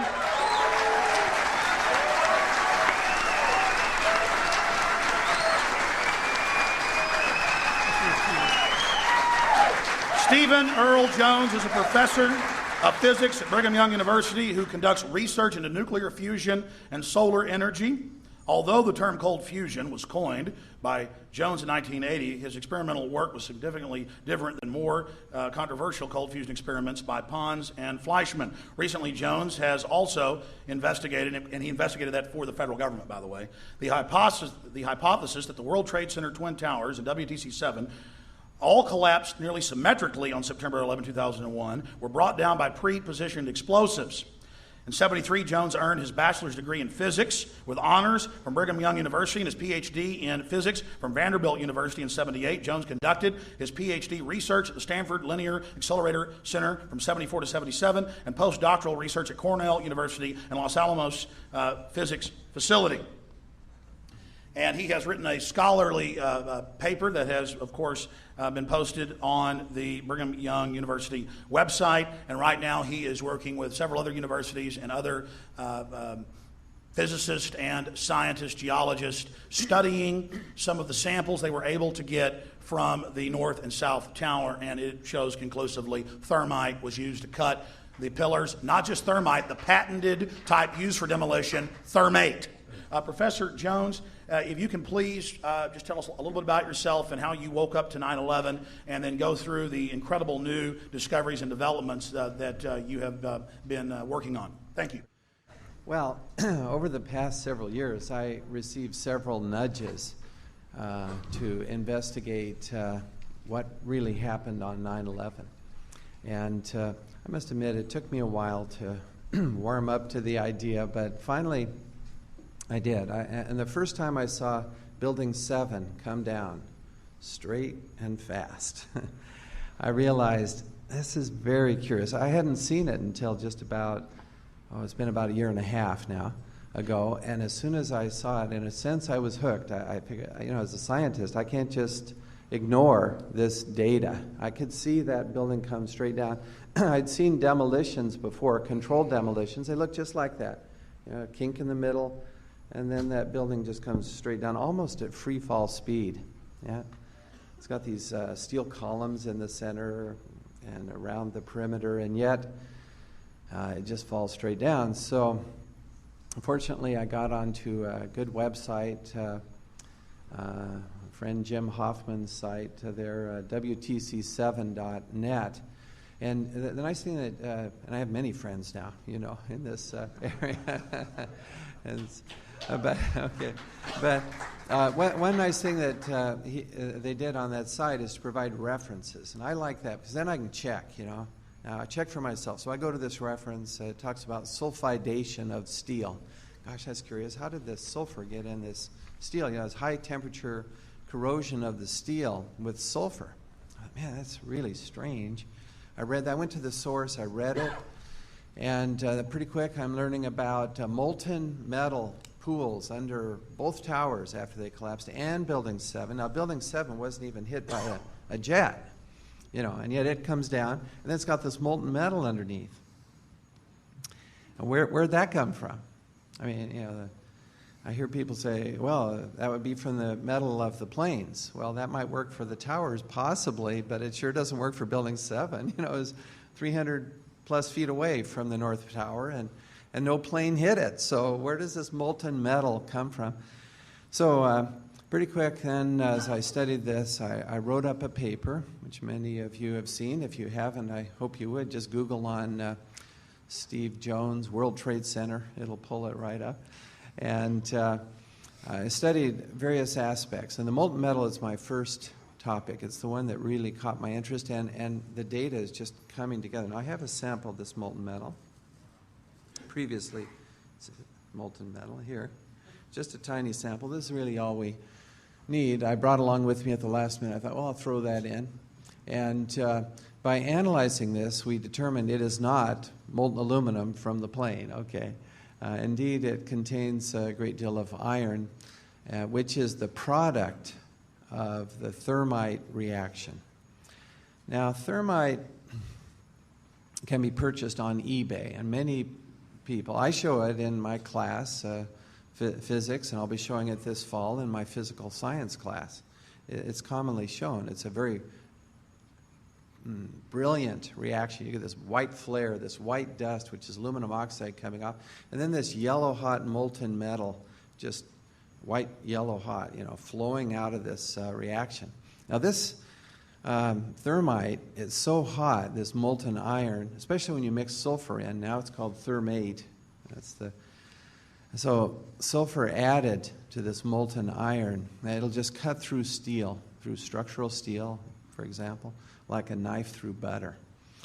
And we also see this molten, yellow hot molten metal with white wispy ash pouring out of the South Tower just minutes before its collapse. And I've shown this video, and it's just amazing. The photographs of that, it's in the NIST report. They say, well, probably molten aluminum from the aircraft. No, sorry, it's not. We did experiments at BYU with molten aluminum. We heated the steel pan up to yellow hot temperature, pour that aluminum out. It looks like silvery aluminum, even though the pan is yellow hot. And there's reasons for that. Aluminum just doesn't emit much of this incandescent glow. It's very low emissivity. Sorry for the technical details, but the point is the experiments show it still looks silvery, and yet out of the World Trade Center it's yellow hot. Okay, so as we looked at this, and the evidence is just piling up, this is it has the characteristics not of molten aluminum and not of molten. It's not just structural steel that somehow melted. No, it's very little chromium. But it does have sulfur and manganese and some other elements that are characteristic, you see. It's like a fingerprint that the criminal left behind. This carries with it evidence. How was this done? What was used? And I should explain real quickly. This particular, people ask me all the time, where'd you get this? Well, there's a woman in Northeast who was involved, went to one of these memorials that was being put together, the 9/11 memorial, structural steel from the World Trade Center. She noticed on it dirt clinging to the structure. This is several years ago, before I joined the game here, so to speak. And she said, well, that dirt is going to be subject to rain. It's just going to be a mess. And so she just cleaned it up. She just cleaned some of that dirt off. It's in the Northeast, and this memorial's going up. She cleaned it up, put it in a bucket. She saved it. Then as soon as my paper appeared, she read my paper. This last November would have been. As she read my paper, I'm calling for an investigation, particularly of this molten metal, and see what's going on. It'll tell us what happened, give us insight into what really happened on 9/11. Well, she immediately sent me this sample. Quite a large sample, actually, but not all of it. She said, I'm keeping some back. And I said, that's good, because we may want to, have another lab check it. Don't send it here. You'll send it to another lab directly at some point, probably. Anyway, in there, I don't think she even noticed there's this molten metal chunks. See? In with this, just from this memorial to 9/11 and to the families, who I deeply sympathize with those families. So we checked this metal, and that's how we got it. And another sample like it, same characteristics: high in iron, manganese, fluorine. I mean, where do these chemicals come from? And then as I studied about thermite, arson, I'll wrap it up here. No, I was checking to see if my mic was live, Professor. It's key to state you got it from another site separately. Yes, we have two separate sites. This other one. Okay, so, but a similar process, acquiring this, just private people, And so anyway, the point is, as we analyze this, I get into this question of thermite arson. It turns out that arsonists, these are the bad guys, right, start fires using thermite. I mean, you can buy this stuff on eBay. It's not like it's a secret or something. And I don't recommend you play with this stuff, by the way. It's very dangerous. Okay, molten yellow hot iron pours out of this. It's highly dangerous, but it will cut through iron. So arsonists use it, and now there's a whole field then of investigation. Investigators know how to look at this metal, and so but these things are coming together. This chain of evidence. This is not the only thing. This is just one of the things. The collapse of Building 7 is another. Studied that. A great paper by Professor Cutler is in the Journal of 9/11studies.com. You can look that up. His paper on the collapse of Building 7. And so anyway, this chain of events leads me to reluctantly conclude that indeed there does seem to be insider. In other words, not just the hijacked planes, but also others involved setting these thermite cutter charges in the World Trade Center to bring them down. This, again, leads to the conclusion that our Constitution, which is our heritage as Americans, I love my country, I love the Constitution and the people in America. I'm afraid that our Constitution is literally hanging by a thread at this stage. And Professor, can you specifically, because you've talked about this on my radio show, you published it, you looked at the thermite, you tested, it's not just thermite, it's the patented thermate. With the sulfur. With the sulfur on top of it as an accelerant. then we expand on that. This is even patented. This is actually used to cut large pillars. It's true that when you add sulfur to the thermite, it now cuts very quickly through steel. And again, do you remember earlier I spoke of this paper I read? These metallurgists in Massachusetts had looked at World Trade Center 7 steel and some from the towers also. Strange, they said, that high temperature sulfidation, where does this sulfur come? Where do these high temperatures come from? Well, the answer, you see, we're getting at, it's totally consistent with this thermate. So specifically, you looked at the science, and only thermite could create these molten pools that a month later were still at many thousands of degrees hotter than jet fuel burns down in the basement collapse area. And then you have the hypothesis thermite could do that. It's a prime suspect. You get samples. It's not just thermite. It's the demolition special design thermate. Yeah. Unbelievable. That's accurate. I mean, and it's consistent with these other metallurgists. See, that was in the New York Times as this sulfidation of the steel came out. World Trade Center 7, there's no airplane that hit it. And so how do you explain this? And then the towers too.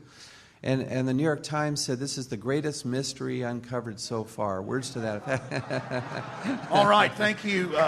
Thank you, Dr. Jones.